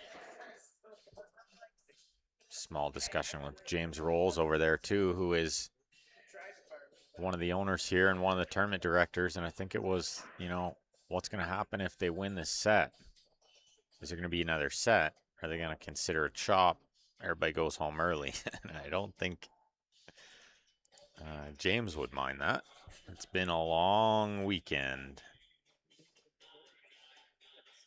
Yeah, Giles, that's right. Some big moments unfolding here. Big prize money up for grabs. 4,160 the winning team, 3,120 the losing team. They're playing for $1,000. I mean, if that doesn't get your blood flowing, then you got too much money. If there is such a thing. But I certainly know a $1,000 match will get my blood flowing. Get me up in the morning. Okay, look like she made a ball, and they're getting the first shot here. Well, nothing easy here. Nothing easy at all here.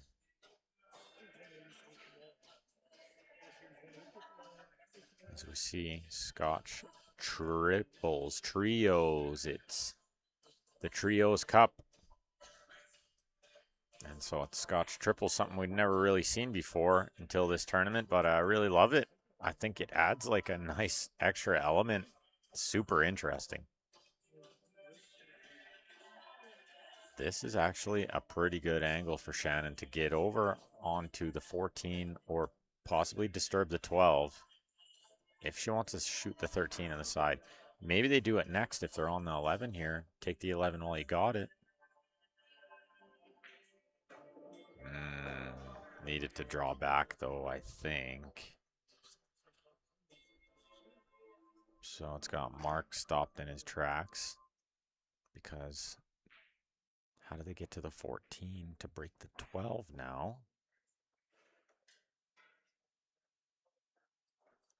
I don't know he has enough angle on the 13 right now to punch over there. I don't think so. I think we're about to find out. It's kind of like a punchy shot because he doesn't have enough angle to just draw over there. It was the only time I was glad that Mark had his headphones in because I was scared he was going to hear me when the music cut out there in the pool hall. Just in between songs on the jukebox. Okay, wrong side of the 14 to break the 12. Does the 12 pass the 1? Or is it the 12 off the rail, off the 1 in the top right? Good time for this little discussion.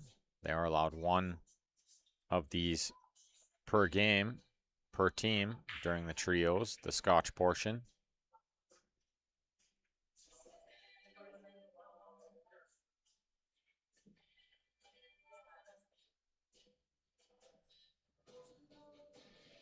How about this for a shot? Send the 12 off the back of the 1 to bump the 1 away and put the cue ball on the end rail kind of underneath the 4. It's not really going to get under the 4, but it's going to be enough below it that they can't cut it in.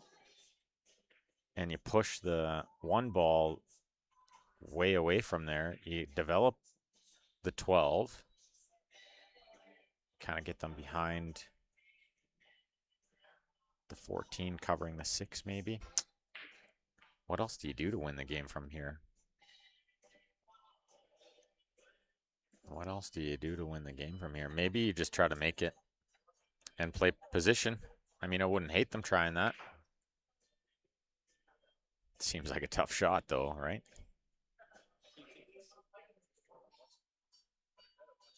Long discussion. Let's see what they figured out. Oh, he's playing a high ball here. What's he doing? Oh, underneath the 1. Good shot. Pretty good shot. I don't know if they can cut the 4 from here. The only thing I don't really love about that is where it pushed the 12. Because it gives the incoming team a few more areas to get safe.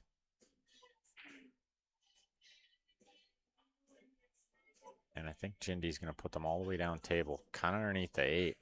Yeah, the line looks good. Just got to beat the 8. He does. Well, and what a bonus with that shot is he's put the 4 right over the top right corner in the way of the 14 for later. And got the safe. Good shot.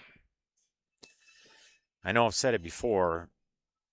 The last game was big. This game's really big too. Try to keep maxed out off of the hill is very important. If they can get it to 7-6 before maxed out wins that next game, they might still have a chance, but from 8-4 or 8-5 is going to be very, very tough.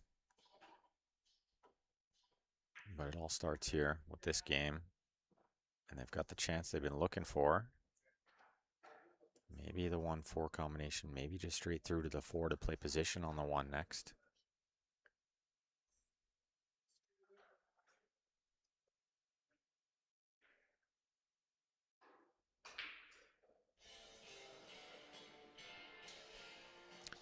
Well, can't see how much room is behind that 1 to get to the 4, but I'm pretty sure there's lots. So I think it's the 4 ball first.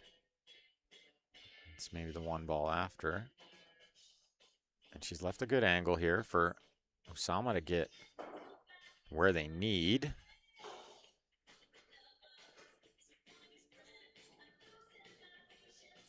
Let's see if he can get some position on maybe the 3 into the corner to play the 6 after, to roll through for the 2 in the other side. Kind of like that. There's a million ways to get out here for sure. They can shoot the 6 first now, I think. So how about Jindy shooting the 6 with a stop shot? Trisha shoots the 3 in the other side. Then maybe the 2 or the 7. Gonna have an option there. But I like just playing a stop shot here. Keep it simple. That way you can focus on the pot. And it's going to leave her a nice easy shot in the side pocket next. I push it off the line just a little bit. And it's going to be a chance for maxed out to get on the hill here with only 3 balls in the 8. They'd love to shoot the 12 and get on the 14 up there, but I'm not sure that Mark can with the angle on the 12. I think he can actually with drawing around the 3 and around the 14. If he doesn't like that, he can shoot the 14 and try to get straight on the 12 next. Oh, there's so many ways to get out here. I just really like leaving the ball he's looking at for last for the 8, if possible.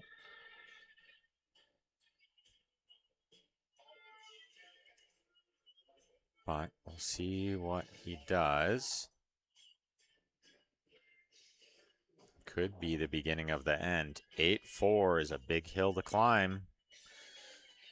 They do have a bit of a buffer that they won the A side, so they need to lose twice. But you know they're just thinking about winning here and trying to be the champ.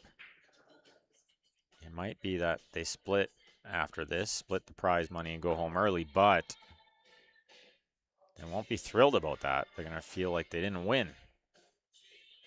There can only be one winner. No, I'm just kidding. If they split and they go home early, there's 2 winners. It's okay. But maybe only one winning team name can go on the cup. And only one team gets to take home the first place trophies. And that felt like a big miss. That felt like a big miss. If they got that down, they're going to win that game for sure. And Corey's not happy with himself, and you can't blame him. Felt like a big moment.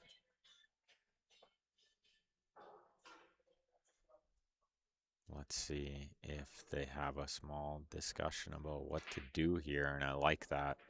It's a good time for it. Try to decide where the pattern's going to be. I like Jindy getting involved in this conversation too, unless he already knows what's going to happen or they're loud enough that he can hear them. Yeah, just trickle in the 3, shoot the 7 next, or stop shot and shoot the 6. Wow, if she could bounce out there, and then they're going to have the 7 or the 2. That would be handy. What I would be thinking here is the ball before the 8. Which ball do you like before the 8? I kind of like playing a stop shot here, shooting the 6 next, getting on the 2. The 7's the out ball for the 8. Because you go this way, you go 7, 2, and now the 6 is the out ball for the 8. And Trisha's trying to get, you know, from some distance to the 8.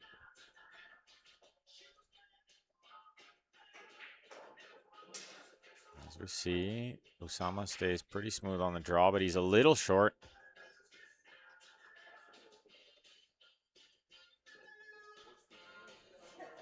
Yeah, play the game to the end, of course, anytime you can. And I would love if they did too, and especially streamed tournaments. I love to see a winner, but of course, got to be reasonable. This match is at 2 hours now, and we're still a little ways from the finish.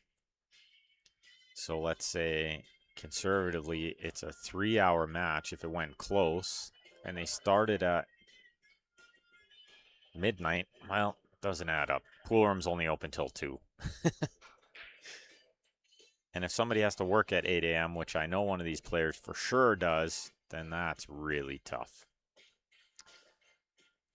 Now, the other thing with the split is everybody goes home kind of happy. Nobody really lost. They're all winners. All right, let's see what Ginny can do here. This is a bit of a funny angle on the two, kind of in between the corner of the side, and they already used their timeout.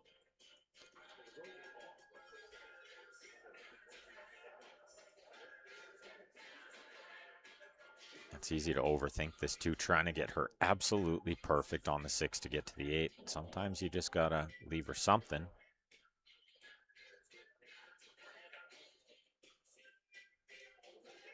Let's see what he does. He's got the back end of the cue up in the air a little bit here. Is he gonna draw to the right side?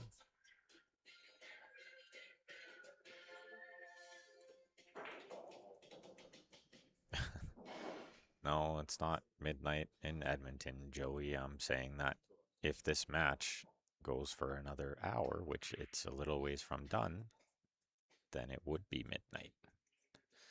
They're not starting the second set now because this match is still going. Otherwise, yeah, maybe they could start it and fire through a 3-hour match and we get out of here at 2 a.m. I'm all for it. I had a coffee. I'm good to go. And I can have one more. Let's see, the 8. Oh, she punched it just a little, but look at this for a result. It's not bad. Going to leave them a mile away from the 12 with a really tough shot for Shannon coming up here.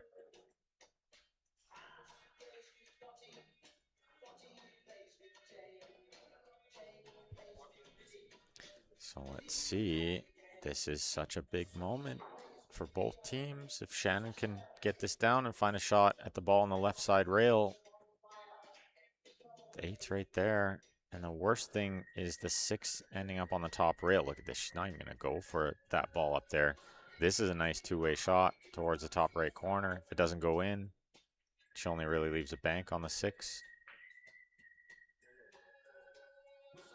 Sometimes, worst case scenario, that ball goes in, and now you're shooting the 12 in the top right with a much tougher two-way.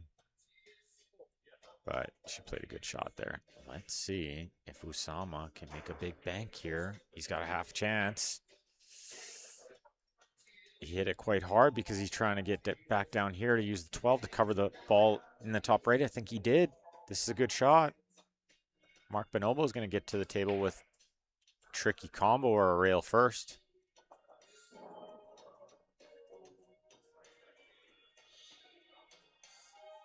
Miguel. I'm serious too. Like, I love watching pool, so I'll stay right till the end. I'll stay right till the end. No problem. Anytime.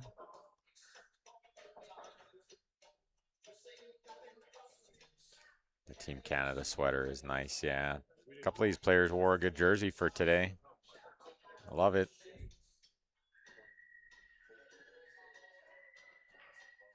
He tried to play the combo, or he tried to play the 12 in behind it, or he tried to play only a safe, but look where he's left those balls, like worst case scenario.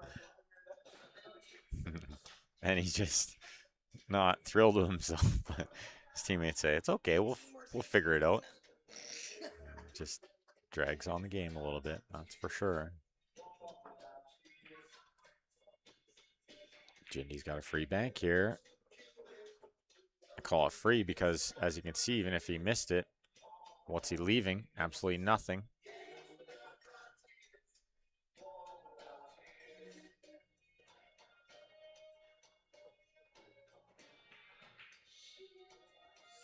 Grace Costa wants to know what team has to double dip. It's maxed out, has to double dip. Softly on the kick shot here to try to stay on that ball. It looks pretty good to me. Great shot from Corey. Nice touch. It's not as easy as he made it look to stay on that ball. Now Trisha's in big trouble here. If she doesn't get this right, get a little luck here with the hit. It's most likely going to be 8-4.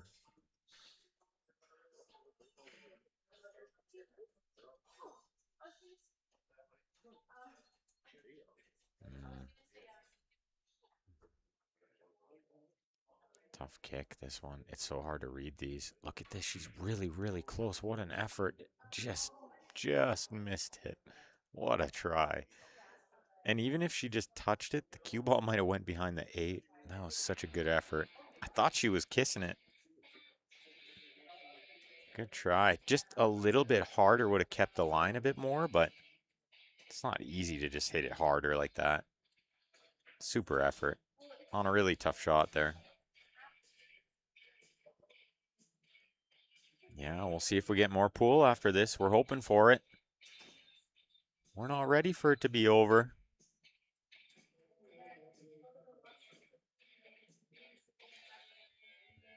You're going to play this ball in the long pocket? I'm not sure if that's where I would have tried to leave my teammate. Mark looked at her like, really? That's where he wanted to leave me?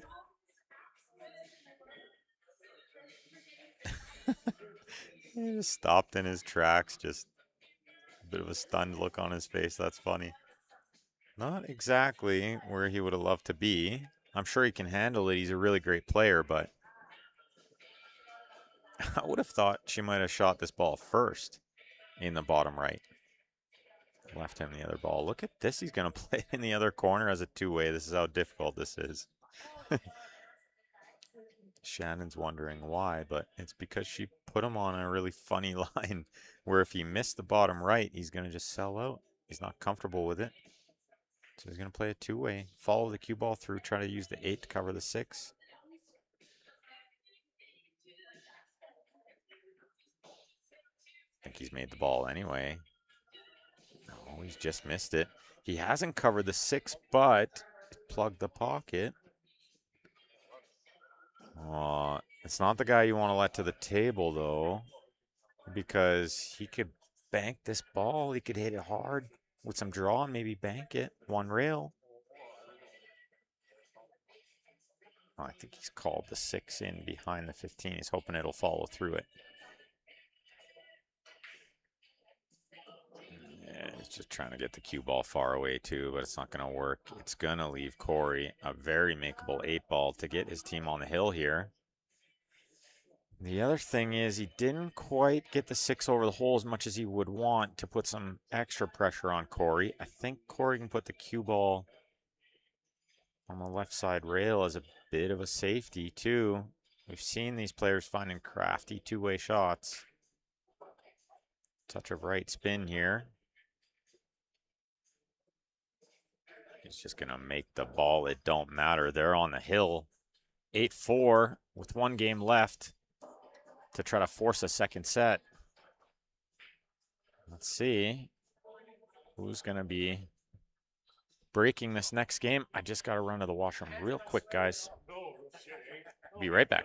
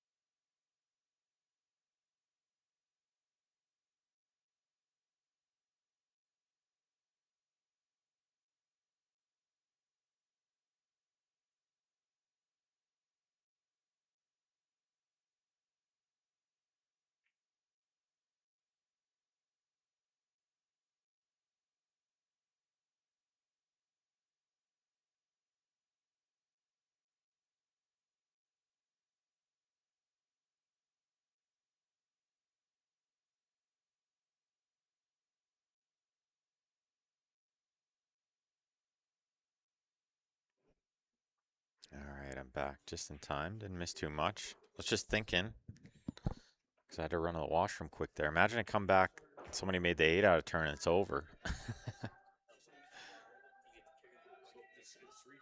But I still have time to wash my hands, so don't worry, guys. Would the second set be on the 7s? Also a good question, Rod. I'm not sure. If they decide to chop,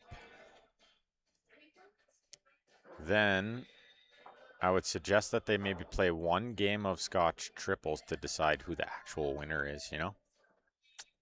Because I think somebody has to get their name on the trophy, and somebody has to take home the first place trophies. They can't split those two.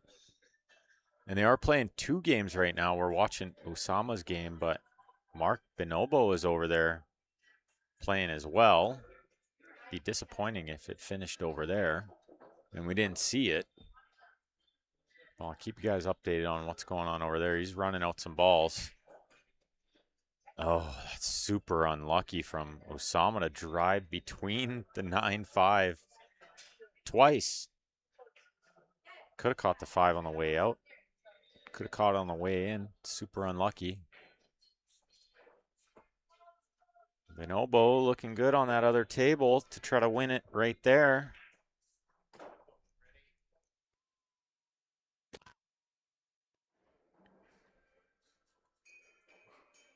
Did I just commentator curse?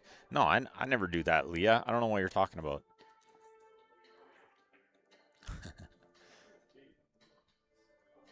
Okay. Sama played a pretty smart shot there, but he has left Corey a look up table.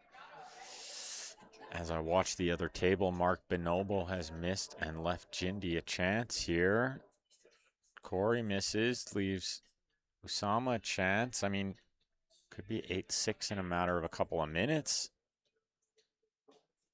They're still alive here. They just got to keep their head in it. You win these 2, you win the next 2. It's hill. It doesn't take much. It happens really quick. Usama just slapped at it and missed it by a long way. But he might have left Corey a little tricky again. I think he definitely did. 15 will go, but it's real tight by the 5. Can't see the 10 up there.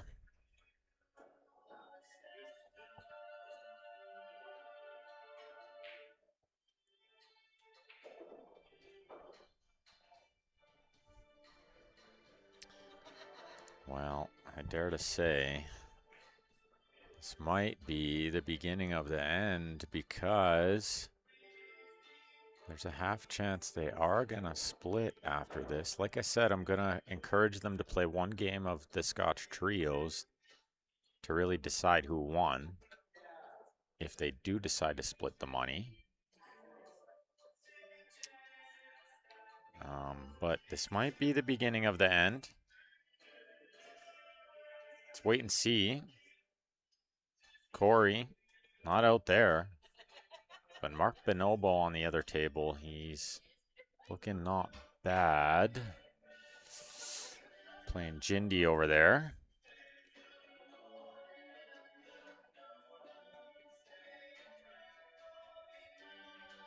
Yeah, I think you're mishearing what I'm saying, Joey, in the YouTube chat. I'm not saying they do that to decide who takes all the money. I'm saying they play the one game to decide who gets their name on the trophy. And I'm just going to tell them that if they decide to split, I'm not involved in if they decide to split or play at all. I hope they play. This is all assuming that Good, Bad, and Ugly doesn't come back from here, and they really still can. Trust me, I've seen this happen over and over again. And nothing will surprise me in pool anymore when it comes to scoreline comebacks.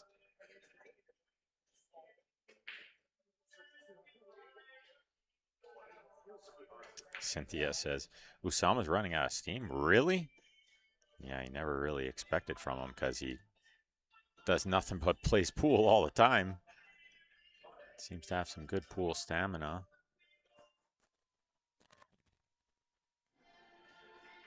Well, Jindy's missed the ball on that other table, and Mark now really has a good chance to finish this one off.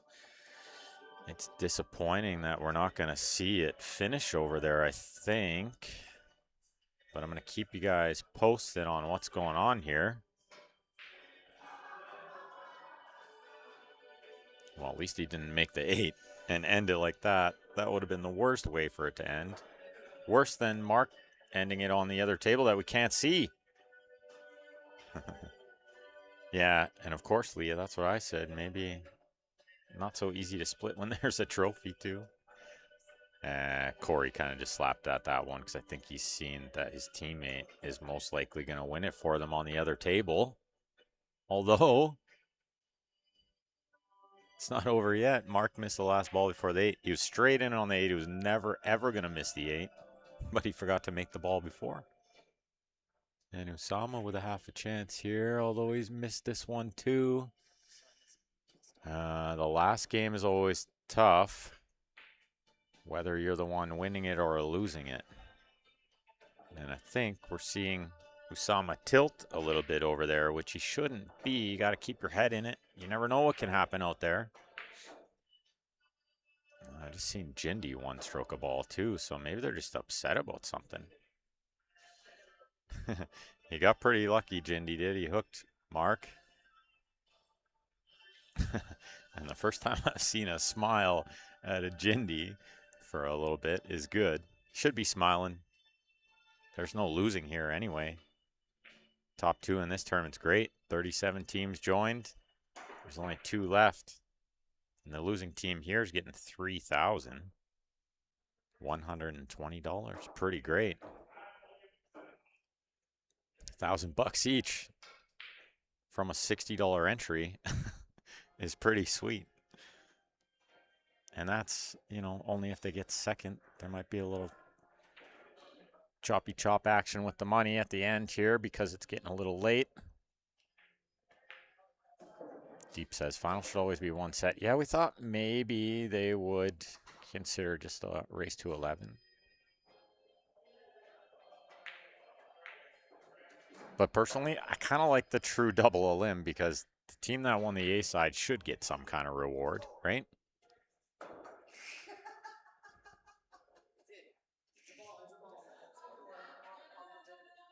All right. Jindy has a bank on the 8 on the other table. If he doesn't make it, might get a little two-way, but he's drilled it in and he touched the cue ball with his hand after. I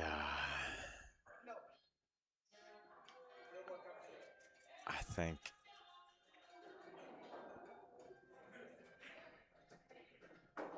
I didn't really see what happened there on that other table. I think Jindy made the bank on the 8 and then the cue ball came around and touched his hand. We didn't get it on the camera, but let's wait to see what happens with this game anyway, because I'm not 100% sure what happened over there on the other table. It looks like Usama's going to win this game, and then we're going to find out what happened.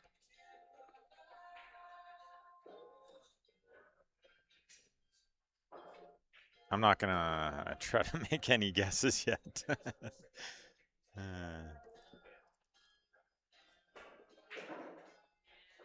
Pumps it in. He absolutely pumps it. So now they're talking about what happened on the other table. Let me just mark the score up here this way, and then we'll just find out if they shake hands or not. I'm not sure what's going on here. Let me just hang on and find out. Just going to listen in for a second.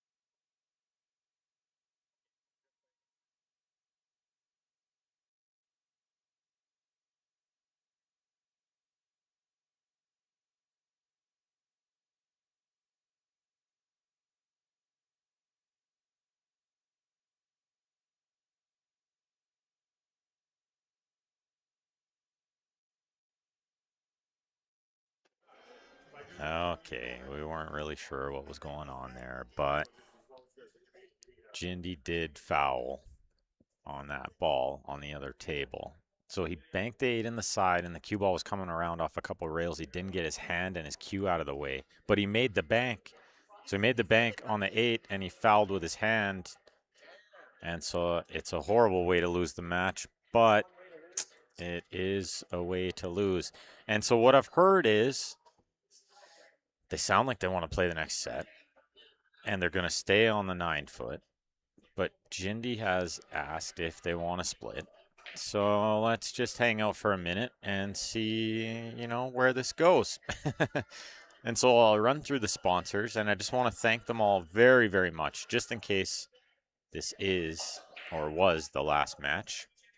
QTech added a whole bunch of great prizes. One of them was a really great cue that they just gave away, and the guy who won it was so pumped. It was like apparently the cue that he's really wanted to get, and he was so happy. You'll love to see that. Thanks very much to QTech. Molson, of course, I'm sure all you Canadians know about them. A staple, and you can see 1786, pretty old company, right? 340 years old. That's pretty impressive to have any company that long. Sorry, 240. Got excited there, right? Next, we have Sea Change Brewing. These companies chipped in with the added money and the prizes. They had $10,000 in added money and prizes to this great first annual Trios Cup here at Rax Billiards. So big shout out to all these really great sponsors for coming together, helping out. They said it's going to be even bigger and better next year. I'm sure they'll get more teams out now that the word is out. Thanks to Elaine Reaper and Mara Cormier for always supporting pool in Alberta. So if you need a house, looking to buy, or maybe you're looking to sell your house, or just looking to, feel out the market, they're so great. They're so easy to deal with. And if they can't help you, they'll point you in the right directions, but I'm sure they can help you. This guy, we love him. He's our hero in pool, Alex Pagulayan. He's the only world champion we have in pool. We have one in snooker, but this guy, he won the World 9-Ball Championship in 2004. I'll never forget it. I'm the biggest fan of his. He's always been my favorite player. But now he's making pool products and creating a legacy that way as well with the Pagulayan brand. Super cool. Go check out PagulayanCues.com. The chalk is amazing. I'm such a big fan of this chalk. I think this is like one of the best inventions in pool in a long time because it doesn't mark the ball, which is so important. More importantly about Pagulayan, he's just such a nice guy. And he's so fun to be around, and he's done amazing things for the game. So I'm very much all for supporting him. He put in some great prizes into the door prizes they did here at Rax were really amazing. Pretty much everybody got something. Some people got multiple things. Wells and Associates donated the trophies. He added the money, which purchased the trophies. Wells and Associates. Thanks to them for supporting the tournament. I know the trophies are super cool. Players love trophies. I love trophies. You can spend the money, but you can never spend the trophy. Shout out to a couple of my sponsors, Jam Up Apparel. They're always doing big things in pool. And if you need custom pool apparel for your team, this is the only place to go. JamUpApparel.com. Order whatever you want, whatever custom gear you like. They will make it, whatever ideas you got. Or you can use some of their designs on the website. They have so many cool designs on there. And always new ones coming. This guy, of course, you've heard me talk about him lots, but he's a good guy. And he does the best cue work I've ever seen. He just loves pool. He's a really great player, too. But he's built some super great jump cues that are performing unbelievable and flying off the shelf. He told me he can't make them quick enough to sell them. So don't try to order one. No, I'm just kidding. Give them a call if you need some tip work done or you want to order a jump cue. They're amazing, and his prices are all really good. And you don't have to be local to Calgary to get something done or get something from him. Just give him a call. I've known players from all across Western Canada that ship their cues to him to get repairs. He's that good, and he'll send it back to you at a reasonable price. Definitely worth checking out. I don't have a logo up here for Kuiper's Bakery, but you guys know him. You see him in my posts. He's a good guy. Curtis Fedorowicz. I can't thank him enough for helping me get to events. And of course, Predator. Check out this table, you guys. How sweet are these tables here at Racks? What a beautiful pool room and a beautiful table to go in the beautiful pool room is only fitting. As we await the players to just find out what the plan is here. They're coming back looking like they're ready to play. And now they're talking again. We won't jump to conclusions. Thanks to Predator for always having my back too and for the amazing equipment. And of course to Rax for hosting this weekend. Amazing hosts. And I'll be back at the end of the month and I already look forward to it. It's been my pleasure to be on the mic with you guys this weekend. And I really enjoy this room. I can't wait to be in a tournament. I'm itching to play a tournament here. Put me in, folks. Put me in. Very gracious hosts. And they're looking to have like lots of really good tournaments. This would be the next one coming up. It's the Rack 'em Up Billiards under 580 high stakes big entry tournament. I'm just going to zoom in on this poster a little more for you guys to see what it says here and get your entries in. This is filling up quick. So you want to get paid before it fills up. Only the first 64 paid players are going to get in. So send Jindy your entry if you want to get involved. I'll be back to stream it as well. Guys, will be live on Q Sports Live again. End of the month. They are having a lengthy discussion over here for those wondering about what they're going to do in the next match.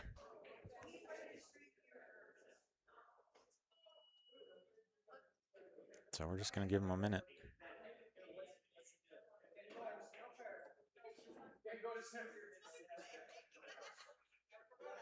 Yeah, acknowledge most win. Yeah, there's all kinds of ideas to decide who won, but yeah. We see it all the time in a final. Sometimes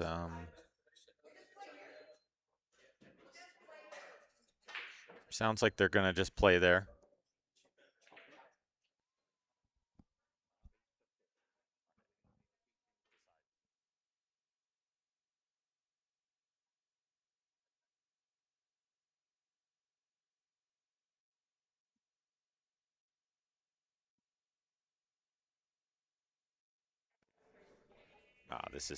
This is such a great idea. They came up with a really great idea to decide who the winner is because I think they're going to chop the money, which is totally okay.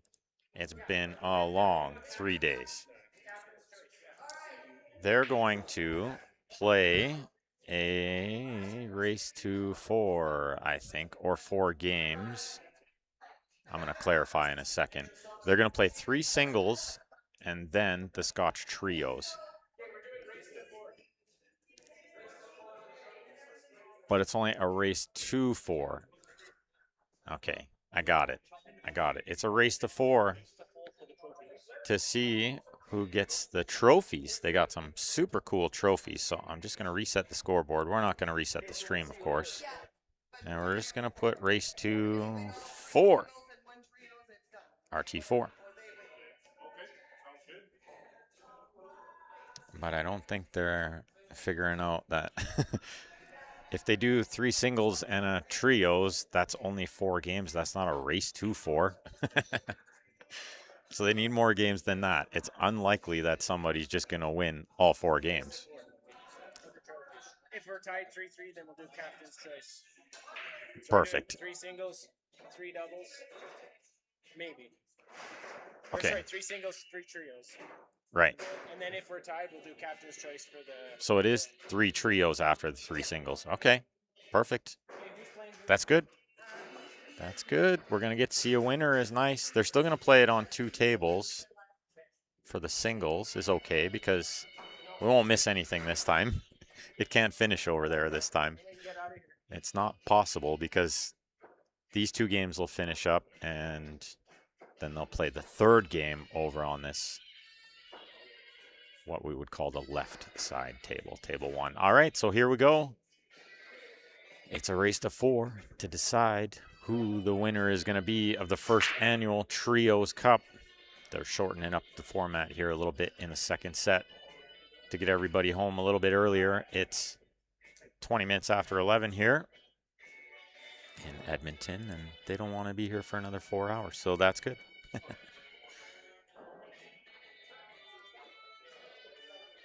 And yeah, that's right. Joey Jam Up said they make custom shirts for your business too, not just for pool. Of course, they do it all. And yeah, I've seen Nick bring cues back to life that I thought were dead. He glued them back together and pieced it all back, and all of a sudden it hits better than it did before. So yeah, Glenn Z, Y7Z, sorry, in the YouTube chat. It is a race to 4 with 3 singles and 3 trios.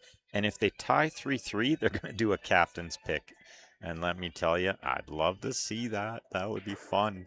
I think we already know who it would be. It'd be Mark Bonobo and Usama. One game with all the pressure would be super fun. And let me tell you, they might be chopping up the money here, splitting the prize money, but the pride is worth way more than the money.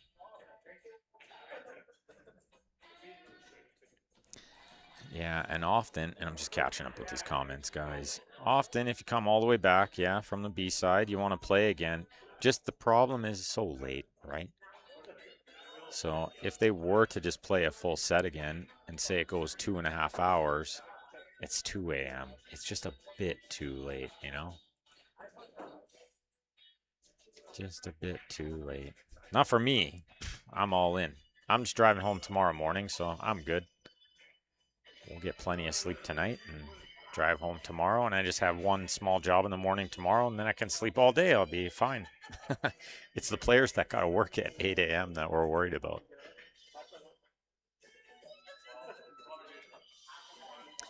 And yeah, everybody knew it was running till Monday, but not everybody knew it was running till Tuesday, Giles.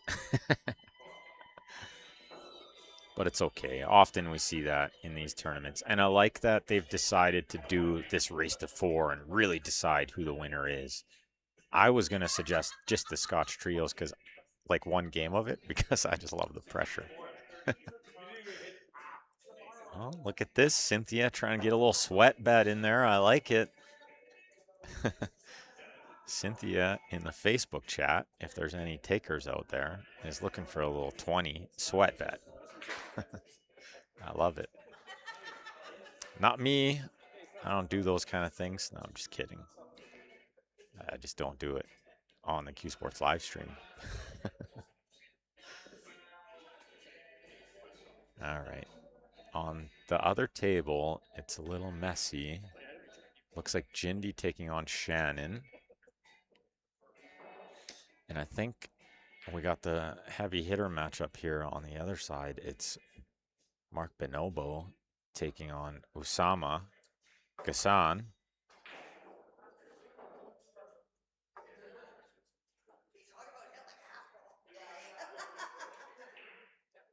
And it's kind of a little scrappy over here.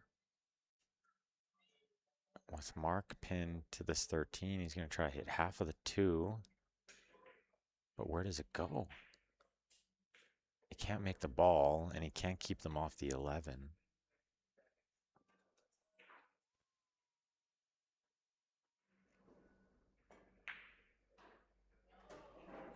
As I watch Jindy make a super shot on that other table. I'll keep you guys updated what's going on over there, too. They're just going to play, I think, only one game over there for now. Because they're going to play 3 games of singles. And then they're going to play 3 games of Scotch trios. Oh, he clobbered my camera. I didn't see it for a second. Yeah, they hit it good. I'll be right back. I'm just going to move it quick.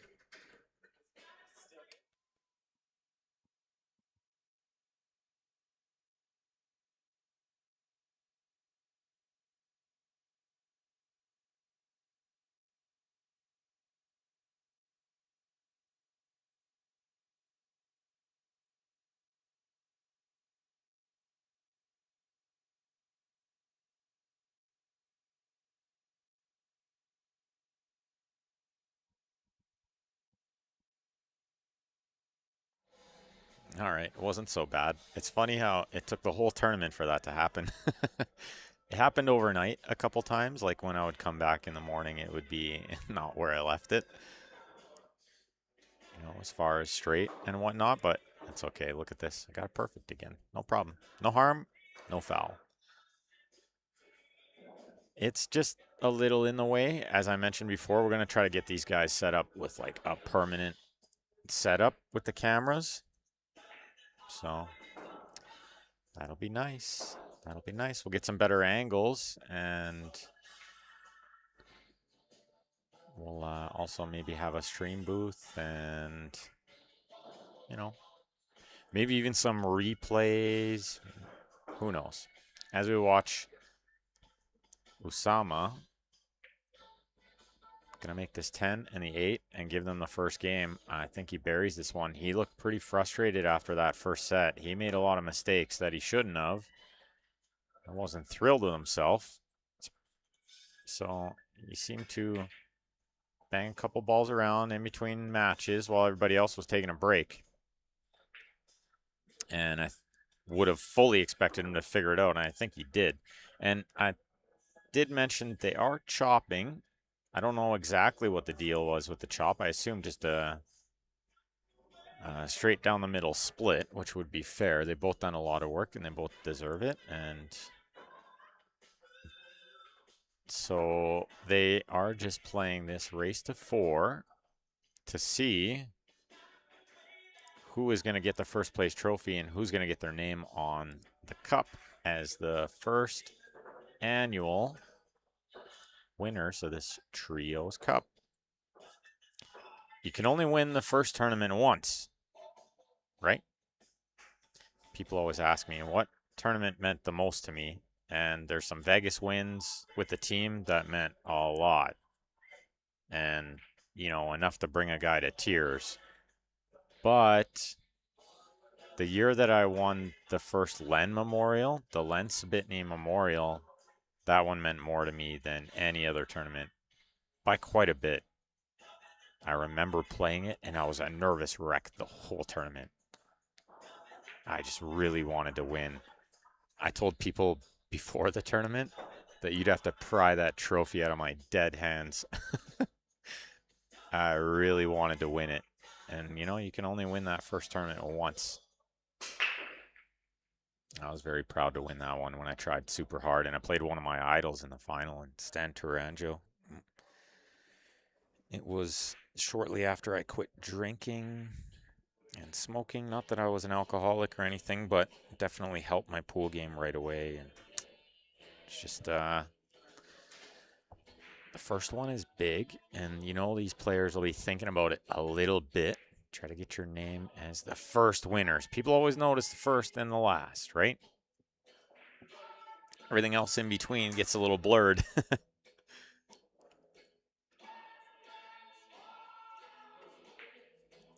So we had a question, what camera do I use? And Giles says, when that does happen, do you mark a spot on the floor that indicates true center for the stream? No, I'm not that professional.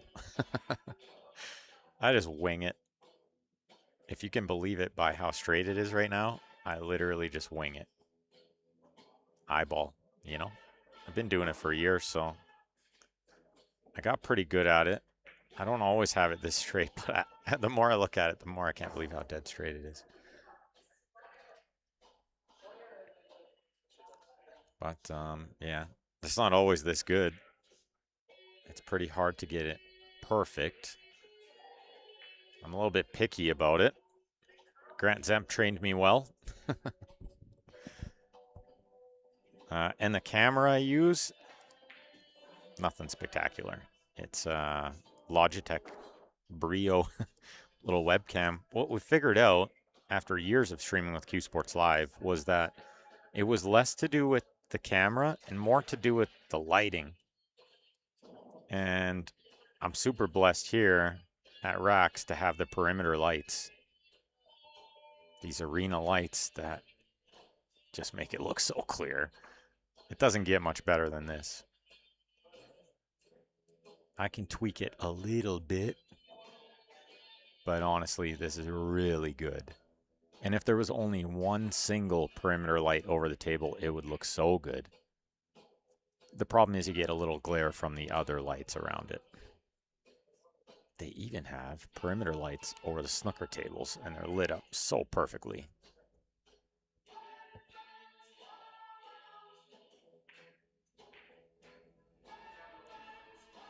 Just keeping an eye on that other table, too. Looks like Jindy's banking his last ball to try to get on the 8, but he's missed it by some way.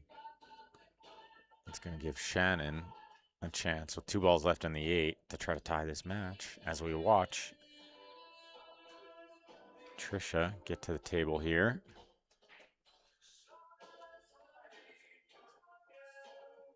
With a long one on the 5. I think she can just see it to roll it in. What a shot that is from distance. That's not easy at all. That's a good shot. She's going to have to come with another good one. She could play the 7, but she's going to lose the cue ball too much, I think. I don't know if she could thin it in the bottom right and hold it for the 3 in the bottom left.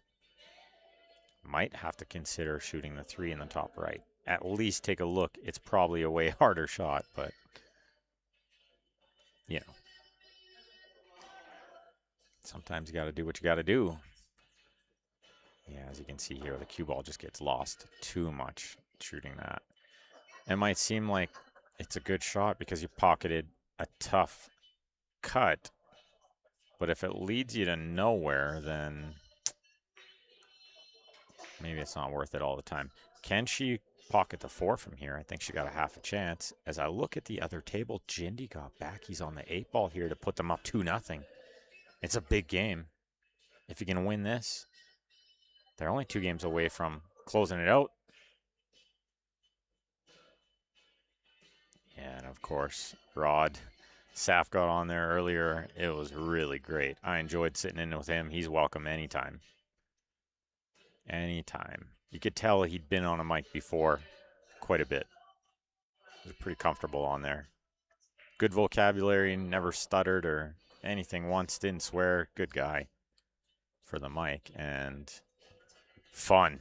Did we have some fun? He was laughing. He's got all the one-liners, tons of jokes.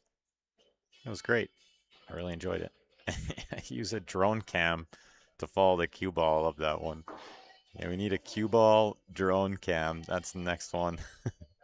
And a cue cam. So how about this for a cool one? We did a tournament not last year, the year before. We did the Women's Canadian Championship in Quebec. They had a pocket cam.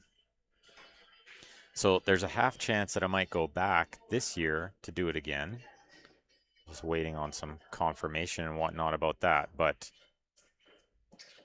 if I do, I'm definitely going to hook up that pocket camera again. It was so cool to watch the ball go in the pocket from that pocket camera.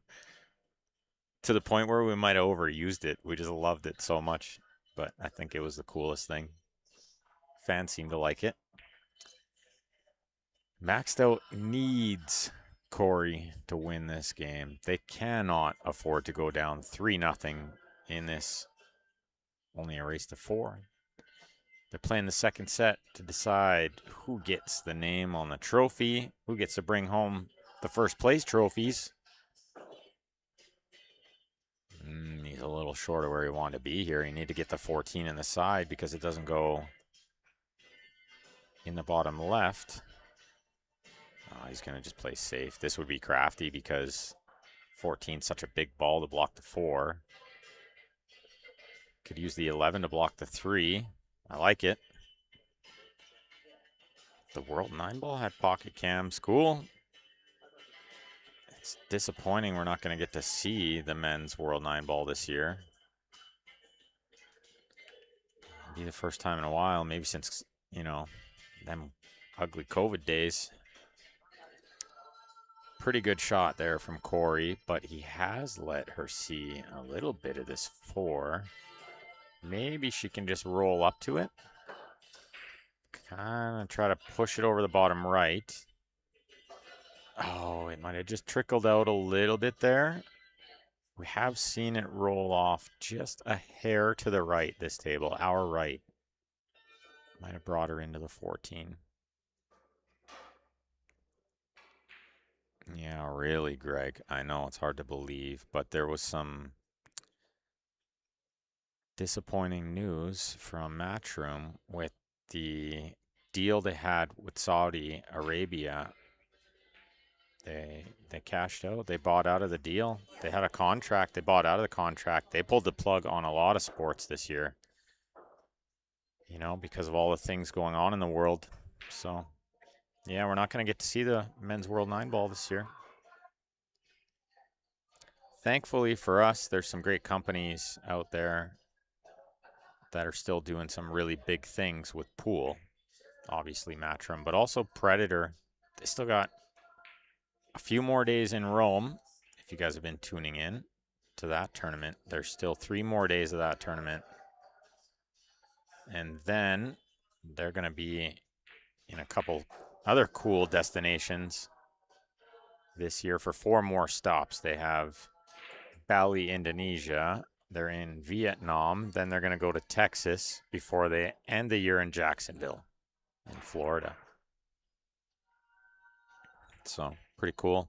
And yeah, Greg, it wasn't really a Matchroom fault that I know of because they pulled the plug on a lot of stuff. And yeah, Ultimate Pool's pretty cool too. That'll be fun. As Corey deposits the 8 to get them on the board here. Still in this one. It's only a race to 4. They're going to play the Scotch trios now, just on this one table.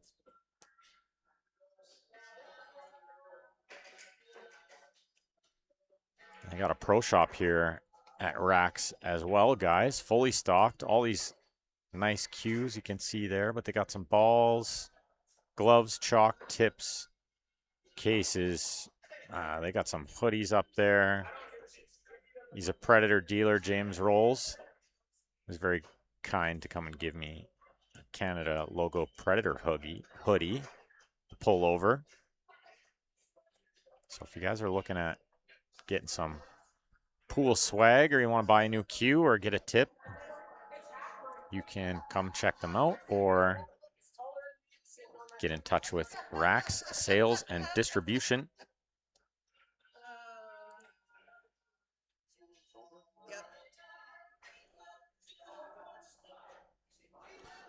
And here we go.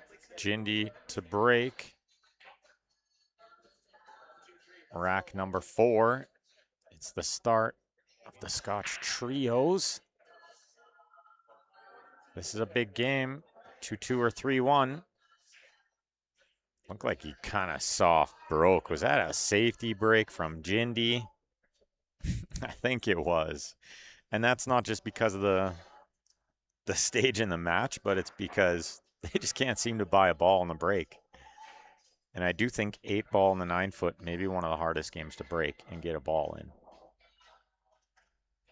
What's up, Kuya, Josh?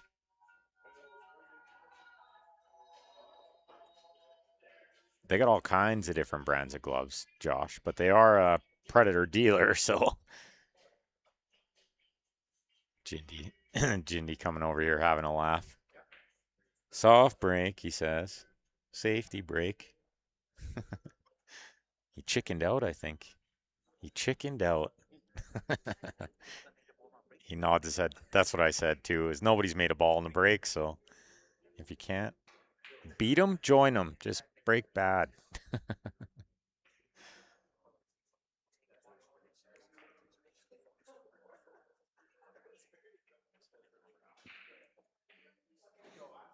Mark misses the first shot there, so it's going to bring Trisha to the table, I think, with an open one. And she can shoot the 1 or the 3 or the 2. Oh, and it's going to be Usama, so they're changing the rotation here. Okay, so Trisha's going to follow Usama. Not sure I like it. They got this far in the tournament doing something else. I don't think there's any need to change now. They did lose that last match, but I don't know if that was why. Otherwise, usually I'd say, yeah, don't be stubborn and change it up, but see if it works out. There's only one way to find out, right?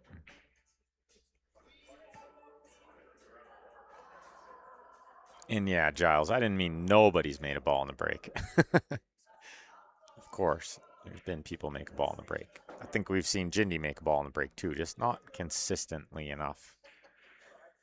And if you're making a ball in the break, but the balls are still tying up and you're having trouble getting out, well, then this is probably better, but it is pretty wide open table after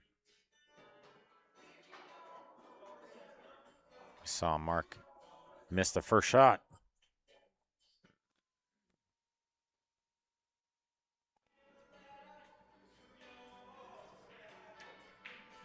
Yeah, it was the Corey Duel soft break special.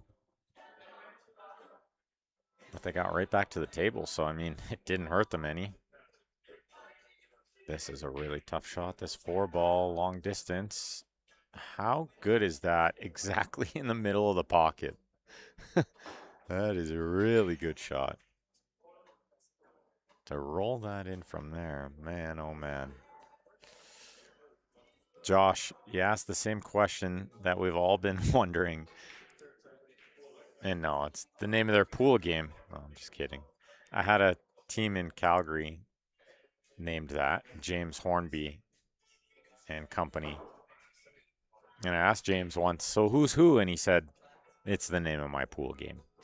It describes his pool game.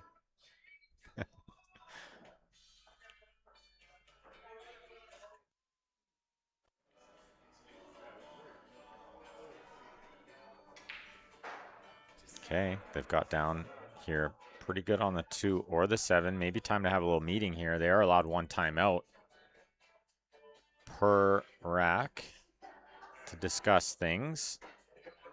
But if she's going to shoot the 2 and try to get on something, then you let her go. 7 in the side next, maybe.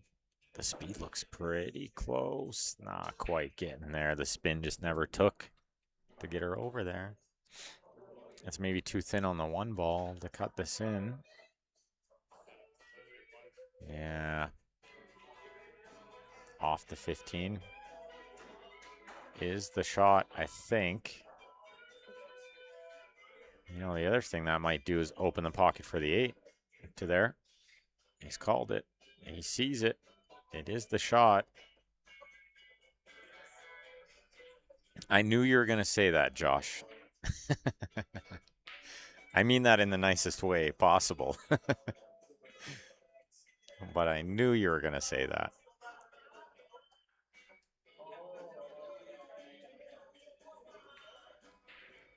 Rich, yeah, it was nice catching up again, and I'll see you in a few weeks, pal.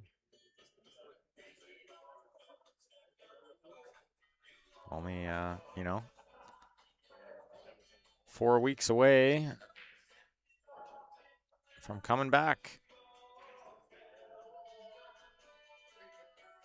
And thank you for tuning in and everybody else tuning in with me this weekend. I appreciate all you guys. Do me a favor, click that share button one more time. We're just getting to the 3-hour mark of the stream. You know, we still got a little bit left in this match. So give it one more click for me. One more thumbs up if you haven't already on the YouTube.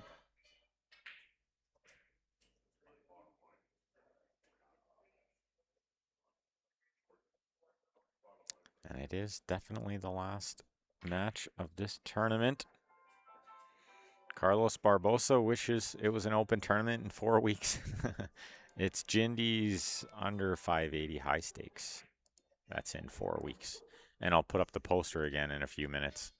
Not for Carlos. How about right now? This does not apply to you, Carlos. Just ignore this. Nah, I'm just kidding. Maybe come watch. It's always worth that. Or stake somebody in it. Find a good sandbagger and stake them in it. Yeah, worth coming to watch for sure. Gonna be some high pressure pool played there. It's all on the 7 foots. 8 ball. They are talking about having a big event though, a big open one, Carlos. So keep your ear out. For everybody else out there, best way to stay in touch with that stuff is to follow Rax Billiards on Facebook. Rax Billiards Room. Or just come check it out.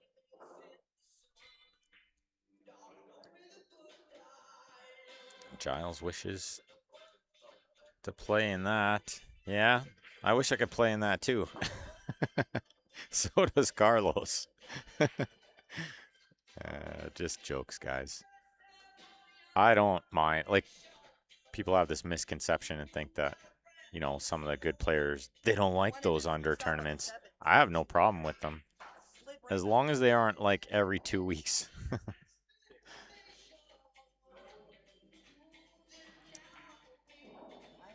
Uh-oh. Coming up well short here. And there's no way Mark can pocket this ball. There's no bank. You can't cut this in. Oh, I didn't see the 13 up there. There, the 9 up there. It's not as bad as I thought. I thought there was only the 14.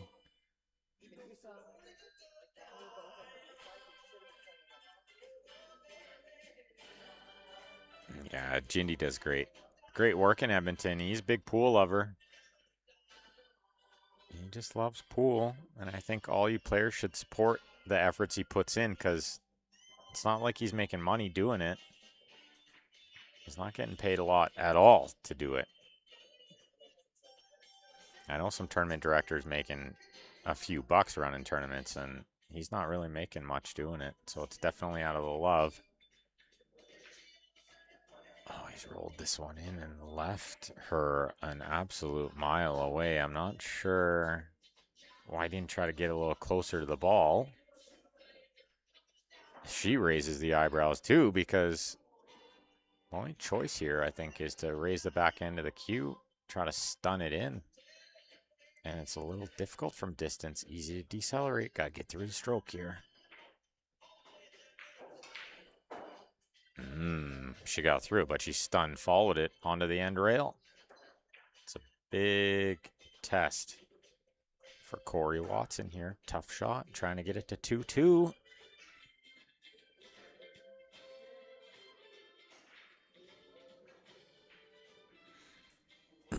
And Cynthia, there is going to be one of those.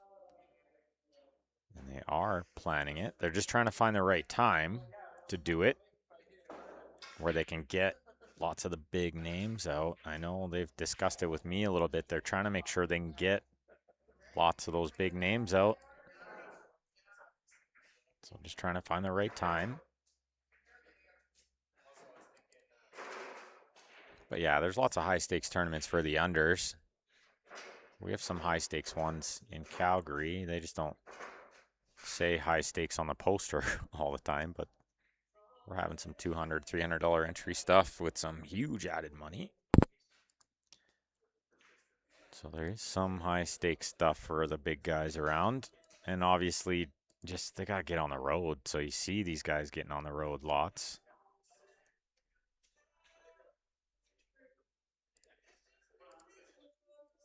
A few of them were on the road this weekend. A few of my buddies getting south for some big tournaments as we watch Shannon to break here, all tied at 2. She gets a ball down. She might get 2 balls down, but it's a mess. Can Mark shoot the 13, send the cue ball into the 8 to break these balls out? I actually think he can. I think he can. It's just a matter of does the cue ball get lost a little bit? It might. Might get lost towards the top right.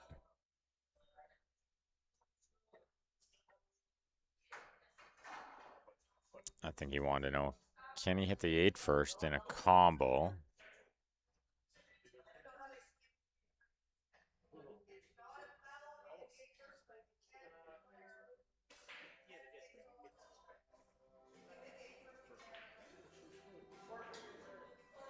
If you hit the 8 first, you can't declare, is what Shannon just told him. But I'm not 100% sure that's the rule. I don't think you can hit the 8 first. It's BCA rules. Pretty sure it's a foul if he hits the 8 first, but I'm not sure. There's a ref if they really wanted to clarify, but they're laughing because they need somebody to translate to Tagalog for him to explain the rule. Like, he could hit the 8 first and make the combo, but then they don't get to be stripes. He would lose his turn.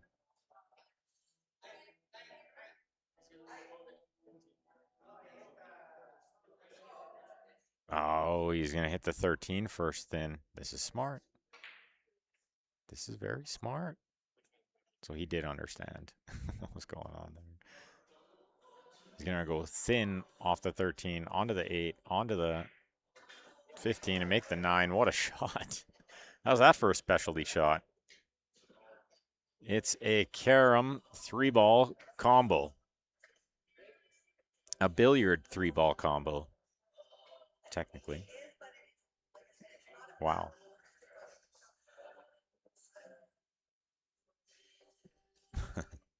Some kind of shot he found there to open the balls up.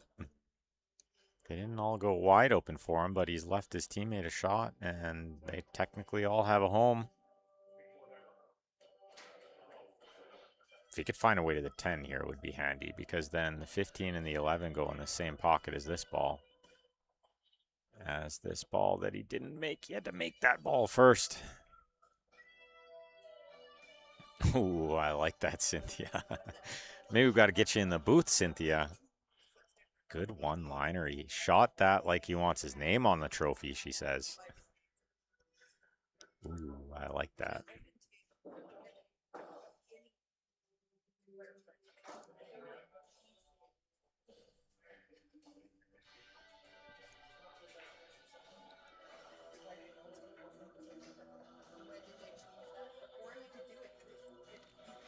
Yeah. So I think in the discussion they're having right now, and I'm glad she clarified Shannon with the ref now, because it could come up again. If not in this game, then later on in her playing days. But you cannot hit the 8 first on an open table. It's a foul. It's a ball in hand. In VNEA, you can. So different rule sets, which I hate. And don't get me on that tangent.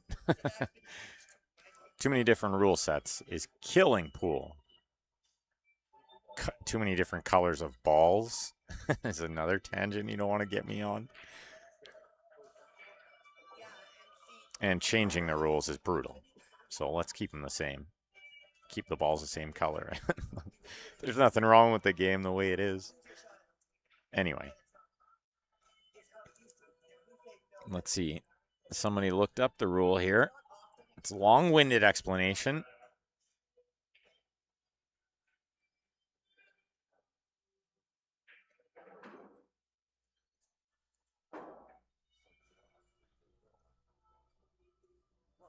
Yeah, there it is.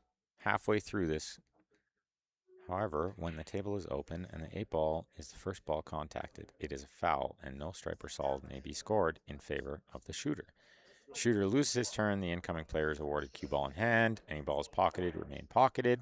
And the incoming player addresses the balls with the table still open. On an open table, any illegally pocketed balls remain pocketed. So, as expected, it's so important to know the rules. I hate that they keep changing them, but it is so important to know them. As we watch Jindy roll this in, and it's going to be Usama shooting the 8 to get them on the hill here.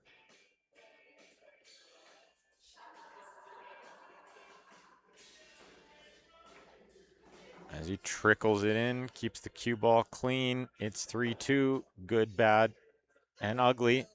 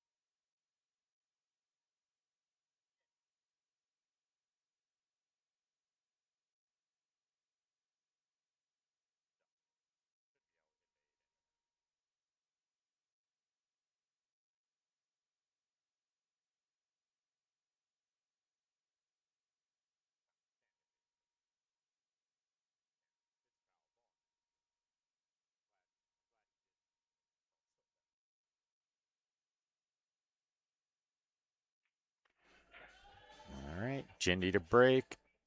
He didn't soft break this time, and he got a ball, but he almost got another ball that he didn't want to make. Right in the jaws of the pocket. Yeah, and he laughs. He says, any 9-ball you want. Well, maybe you can see through to the 3-ball. This would be handy.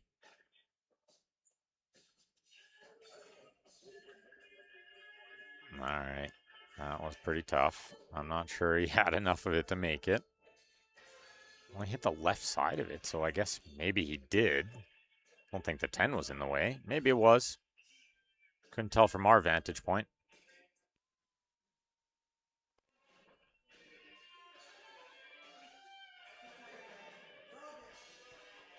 So we got this last game of Scotch trios. If Maxed Out wins this game, they're going to do a captain's pick to decide the last game. I think it's going to be a singles captain's pick.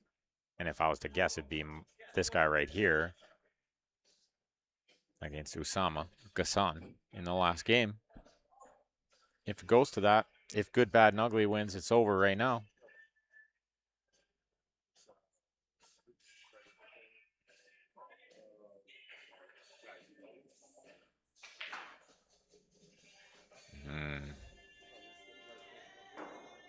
There's definitely still a little pressure out there. You can see it kind of on the players' faces.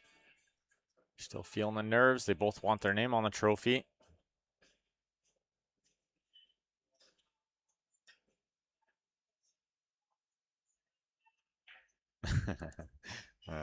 Yeah, Cynthia. I kind of do the same thing. I look at them like, hey, are we not still trying to win right now? Look at that rub. How you like that rub? She says, I'll take it. Push that ball right over the hole perfectly. And you see what he's looked at here is they're going to shoot the 10, the 13, and then he wants to get, well, this is too much angle. And then he wants to get on the 11. They might have to shoot the 11 now. It's too much angle here on the 13 to really hold it. Is there a way to shoot the 11? I don't know that there is. And miss the 2 and come between the 7-14. If it requires any side spin, you hate to try that. With the cue ball near the rail. How big is this shot to try to force a deciding game, which would be a captain's pick to see who gets the cooler trophy. Oh, he rattles it.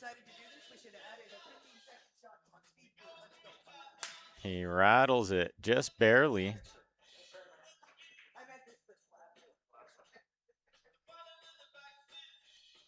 Yeah, and Trisha's coming to the table here. 2 balls right in the way.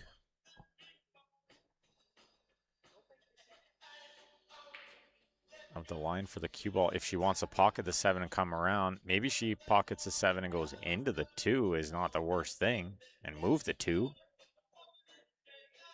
Let's see what they do here. Can't really see, but the 4 ball's up there by the 3. Actually might be handy for them if they want to play a safety off of that. She cuts in the 1 beautifully. Good shot. Not sure they want to shoot the 5 here. Maybe the 6-4 combination. Let's see. Big choice here for Jindy.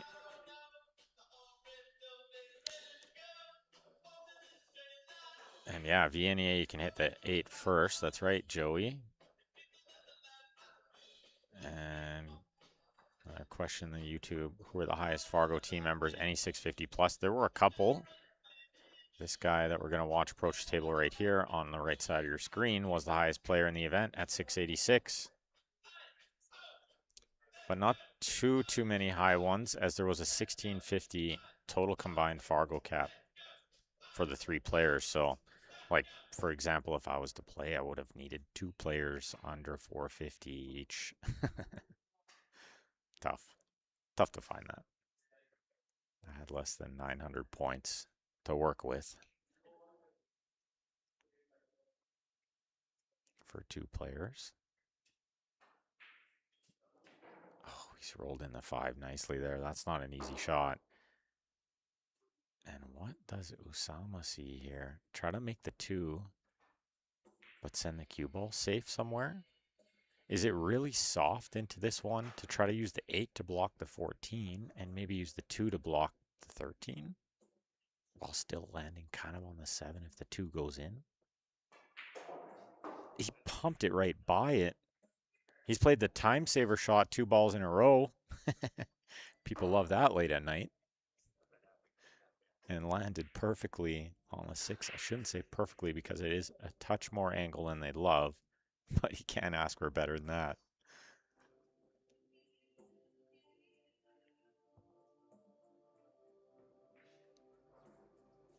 Wow, what a shot. Wait for it.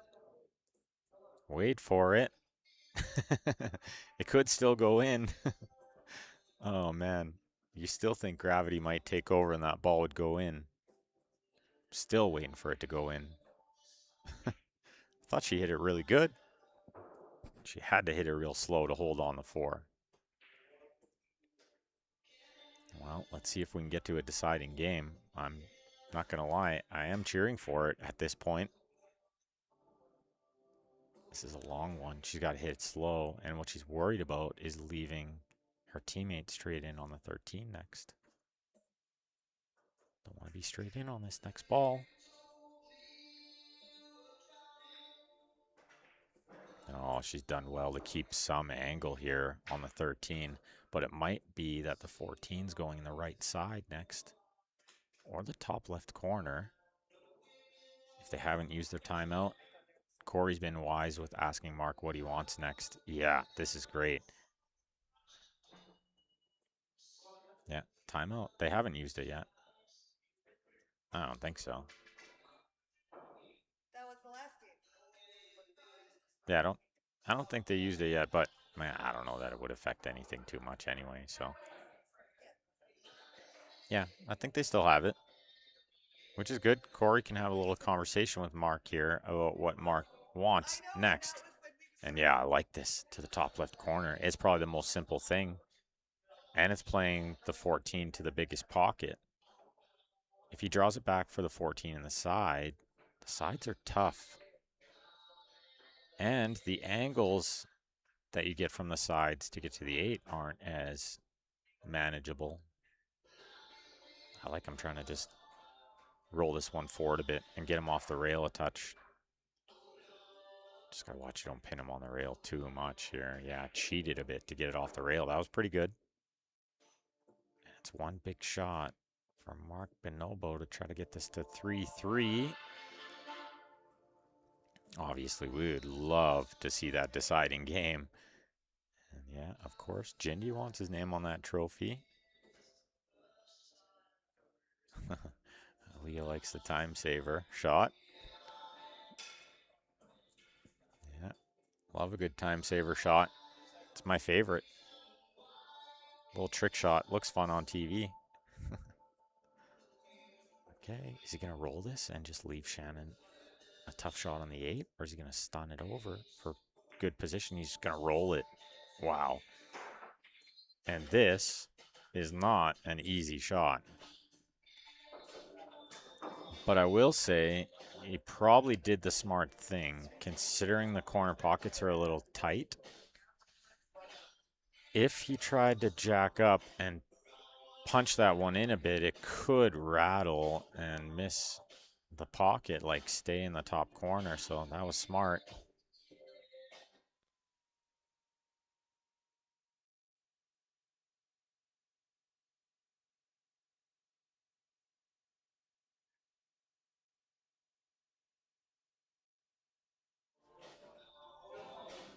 Good song to end this game, I think, right, guys? I think the music got a little louder, so I try to talk over it, but it's not always so possible. But that's why I'm trying to talk lots, because it did seem to get just a little bit louder. And I think it's pretty obvious who this deciding game is going to be. They pick Mark, and I'm pretty sure Jindy and Trisha are going to pick Jindy. No, I'm just kidding. They're going to pick Usama. It's one game to decide who gets the trophies and gets their name on the cup as the first winner of the Trios Cup.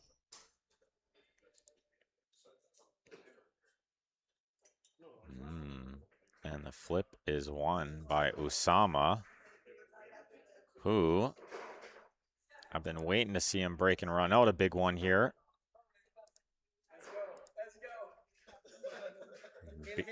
And it's exciting. One game.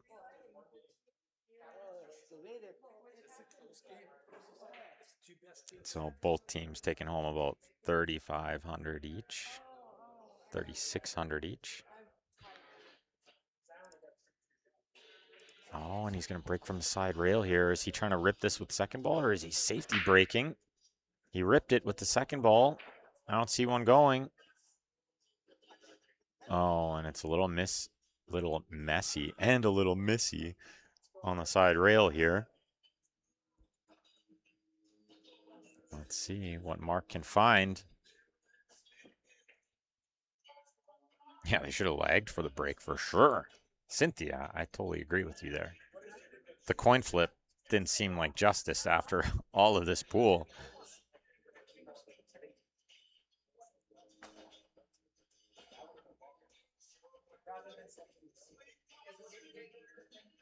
All right, I'm not seeing anything I really like here because no matter which suit you shoot, obviously solids would be small favorite, but it's tough either way here.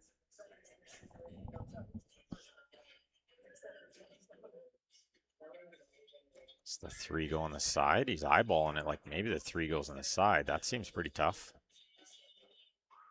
And the cue ball's going into the 2. Oh, it's going free of the 2. He's coming down here for the 7 maybe. He's trying to wheel it over there. He still thinks it's trios. He still thinks it's trios.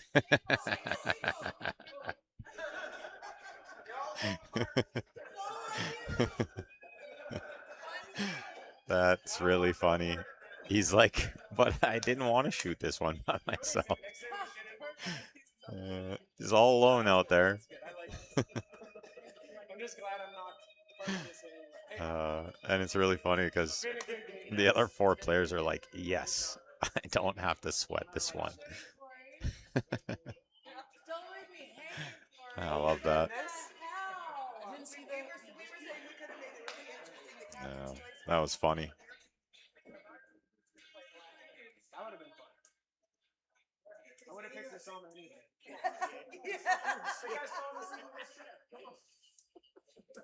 They're having a good laugh. I love that. I swear Oh, Ray Carter's sick at running these outs, right, Cynthia? He's an animal. He just always finds a way out. Yeah, third ball breaks okay anywhere. Joey, I'm pretty sure. I've never seen a rule where you couldn't hit the third ball. in an amateur event. I think I've seen like very few pro events where you had to hit the head ball. So for sure, third ball break's okay. I wouldn't recommend it, but it's okay. 8-ball break on the 9-foot's a very, very tough break to get a ball down on. I think it's the toughest break in the game. Well, Mark's going to get another shot here. I think this is going to be a long game, and it's kind of exactly what you'd want to see at Hill Hill. It's a fun one.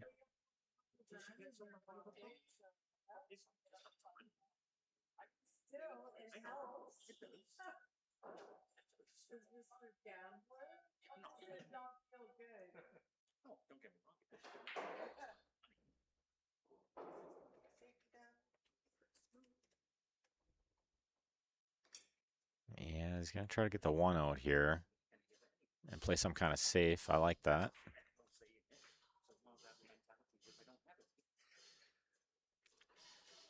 And he put it in the way of the 10. That was a smart shot. Because the 1 goes, but the 10 won't really. So that was really good. Very smart shot. If you wonder why I got a little quieter, it's because it got real quiet in here too. So I don't want these players hearing me. I'm a good distance from the table, like 12 feet, but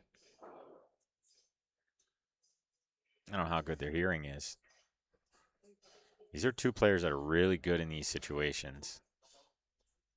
With the cat and mouse, we'll see who the first one is to get the edge here. Yeah, how do you go to bed now, Carol? There's no way. This is way too good. What a finish to the tournament. Doesn't get more exciting than this. I love that it's finishing this way.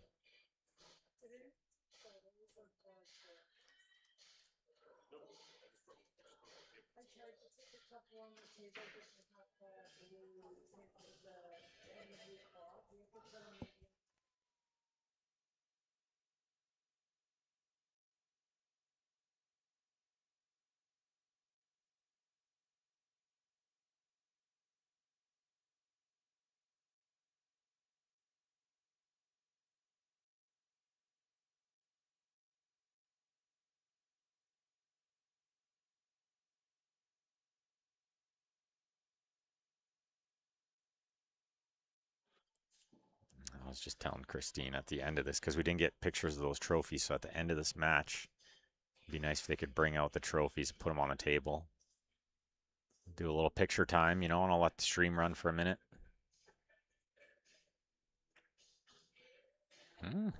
Joey sinks balls every time with third ball. But somebody questioned if it was legal. People are funny. They're just jealous that you figured something out. Okay, it's a chance for Mark. The balls are in the open here. I think he could shoot the 4, the 7, the 1, 5, or the 6. Maybe not the 6, but he's got some choices here.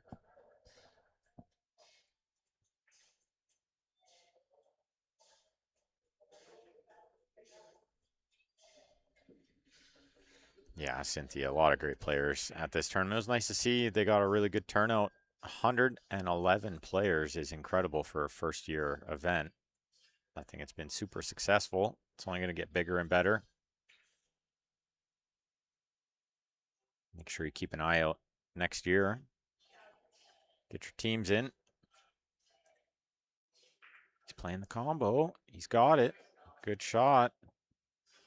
And he's on the 2, the 6, or the 4. Might consider the 4 because the 1 ball is the only other real problem. I think the 8 goes on the right side, but it might go in the top right too, and the bottom left. So let's stop and think about this one for a second, he says. I'm thinking the same thing. Now's a good time to make a solid plan.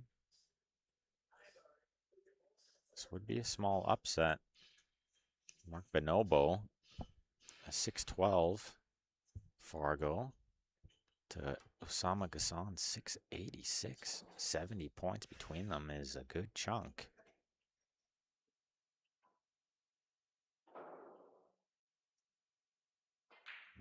Mark knows his way around a table, and look at this shot. Sweet shot to get on the 1 there. That was really nice.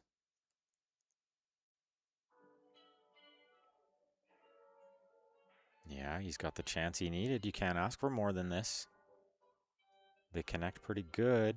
It might be the 1, the 2, the 4, the 7, the 8. The 4 to the 7 is not a gimme under pressure, though. It's easy to let up on the stroke a bit if you're, you know, trying to draw it or something under a lot of pressure. Whoa, first things first. Would have never guessed him to miss that ball. He'll be happy he left it over the hole, but Osama is going to be thrilled he got back here. He probably thought the worst.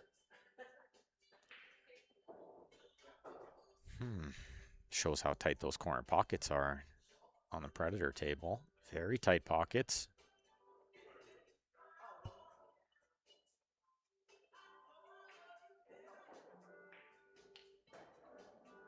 Okay, he's rolled this one in. You know he's going to look for a safety.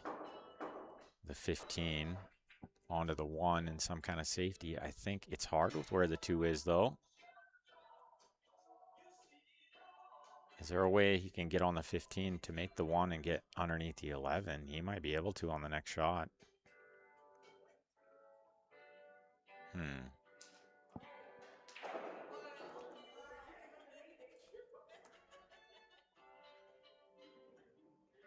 Yeah, well, with his 13 ball in a bit of trouble, too.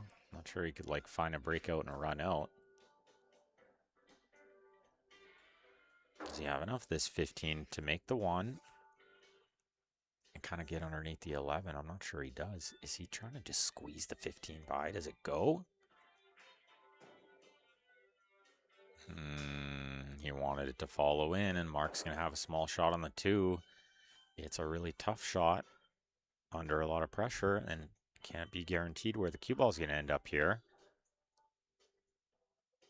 If he plays it in the corner, it's going to nowhere land, so he needs to cut it in the side. Cue ball is going to miss the 7 on the way by, I think. But what happens on the way back? If the 7 goes on the right side, he could consider shooting the 2 in the corner and trying to get underneath it, but that's very tough. Cynthia. Yeah, if Usama got out from there, you can't cheer for his opponent ever again. That's right. Slim odds that he would have ran out from there, but he nearly did make the 15 in behind that ball. He would have had a good chance. He's caught the side pocket. Big shot. These ones are tough just to pocket this ball, but he's got to do something with the cue ball, too.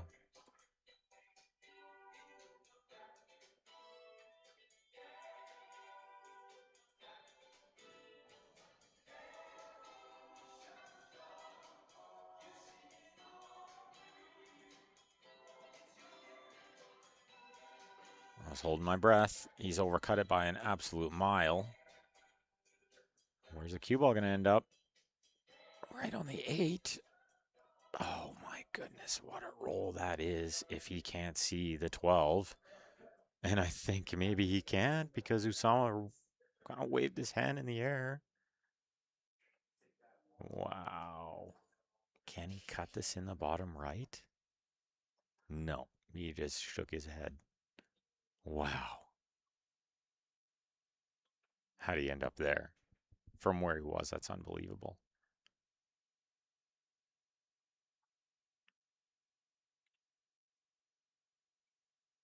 How in the world did he get there? That's crazy. Brutal. That's pretty lucky. There's no denying that. What's he going to do here? Oh, he could see the 11. He's going to challenge him to the same shot. It's almost identical. It's almost identical. He says, well, he couldn't do it the first time. Bet you can't do it the second time. Well, if you're Mark, do you consider maybe the 2 in the corner this time? Try to follow underneath the 7, if that even works. I mean, from the camera angle, it looks like the 7 goes by the 13 the right side, but maybe not.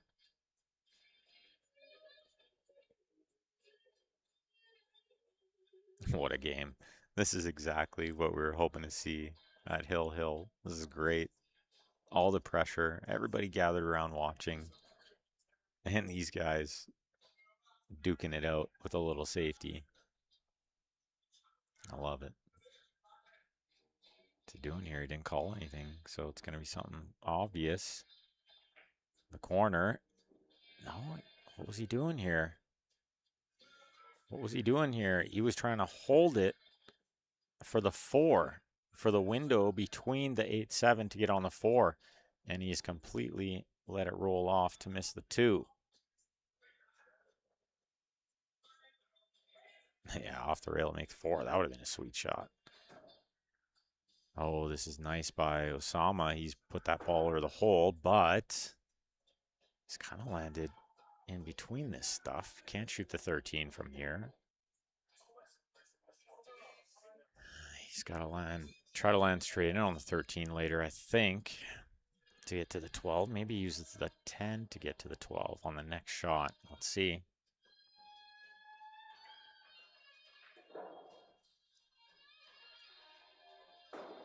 Okay, gonna follow through for the 12 next year, I think. And if I was him, I'd want to come over and look. Yeah, this is so smart. This is why he's a 686. Easy to think you just roll in the 10 and wherever you land on the 12 should be good enough. But you don't get to that level by playing like that. You double check the angles and you be very careful out there. Well, you could see him steering that one a bit. He's on the wrong side of this ball a touch. Can he play the 13 in the same pocket? Might have to. He's aiming low on the ball here. He draws it off 2 rails towards the 7. It's a beautiful shot. What a great shot. Had to be brave there because he had to just miss the scratch in the low right corner, and going into the 7 there was scary. 2 balls left to get his name on the trophy.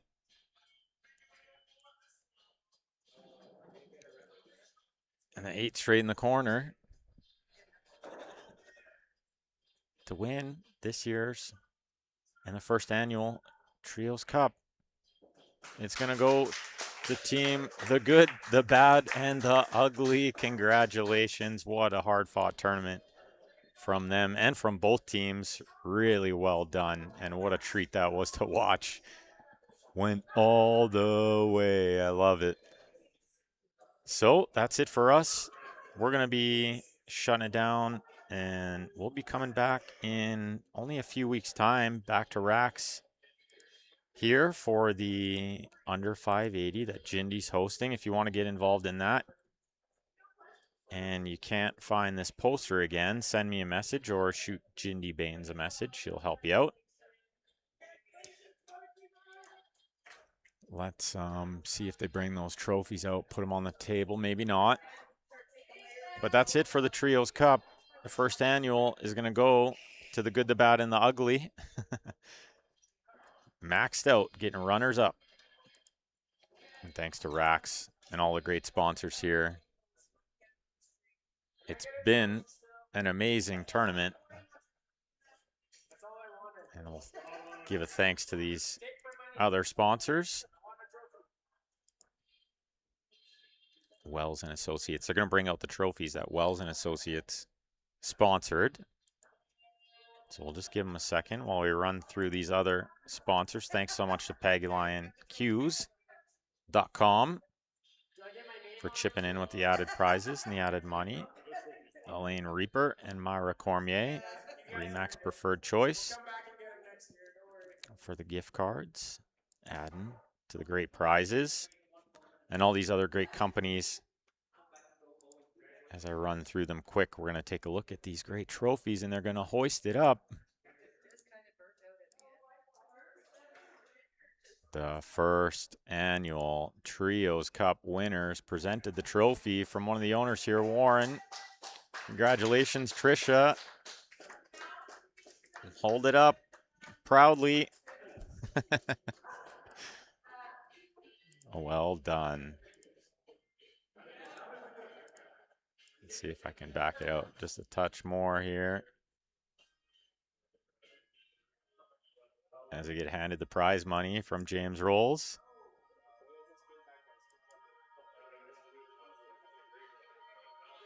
Awesome tournament. Awesome. Congrats to everybody who came together to make this a success. Thanks to all the players. 37 teams for the first year is a big success. Really awesome stuff. So incredible. Incredible achievement. And keep an eye out for more like this in the future. They're going to host lots of big tournaments as they do a little picture time. I love it. I love the picture time. The trophies are great.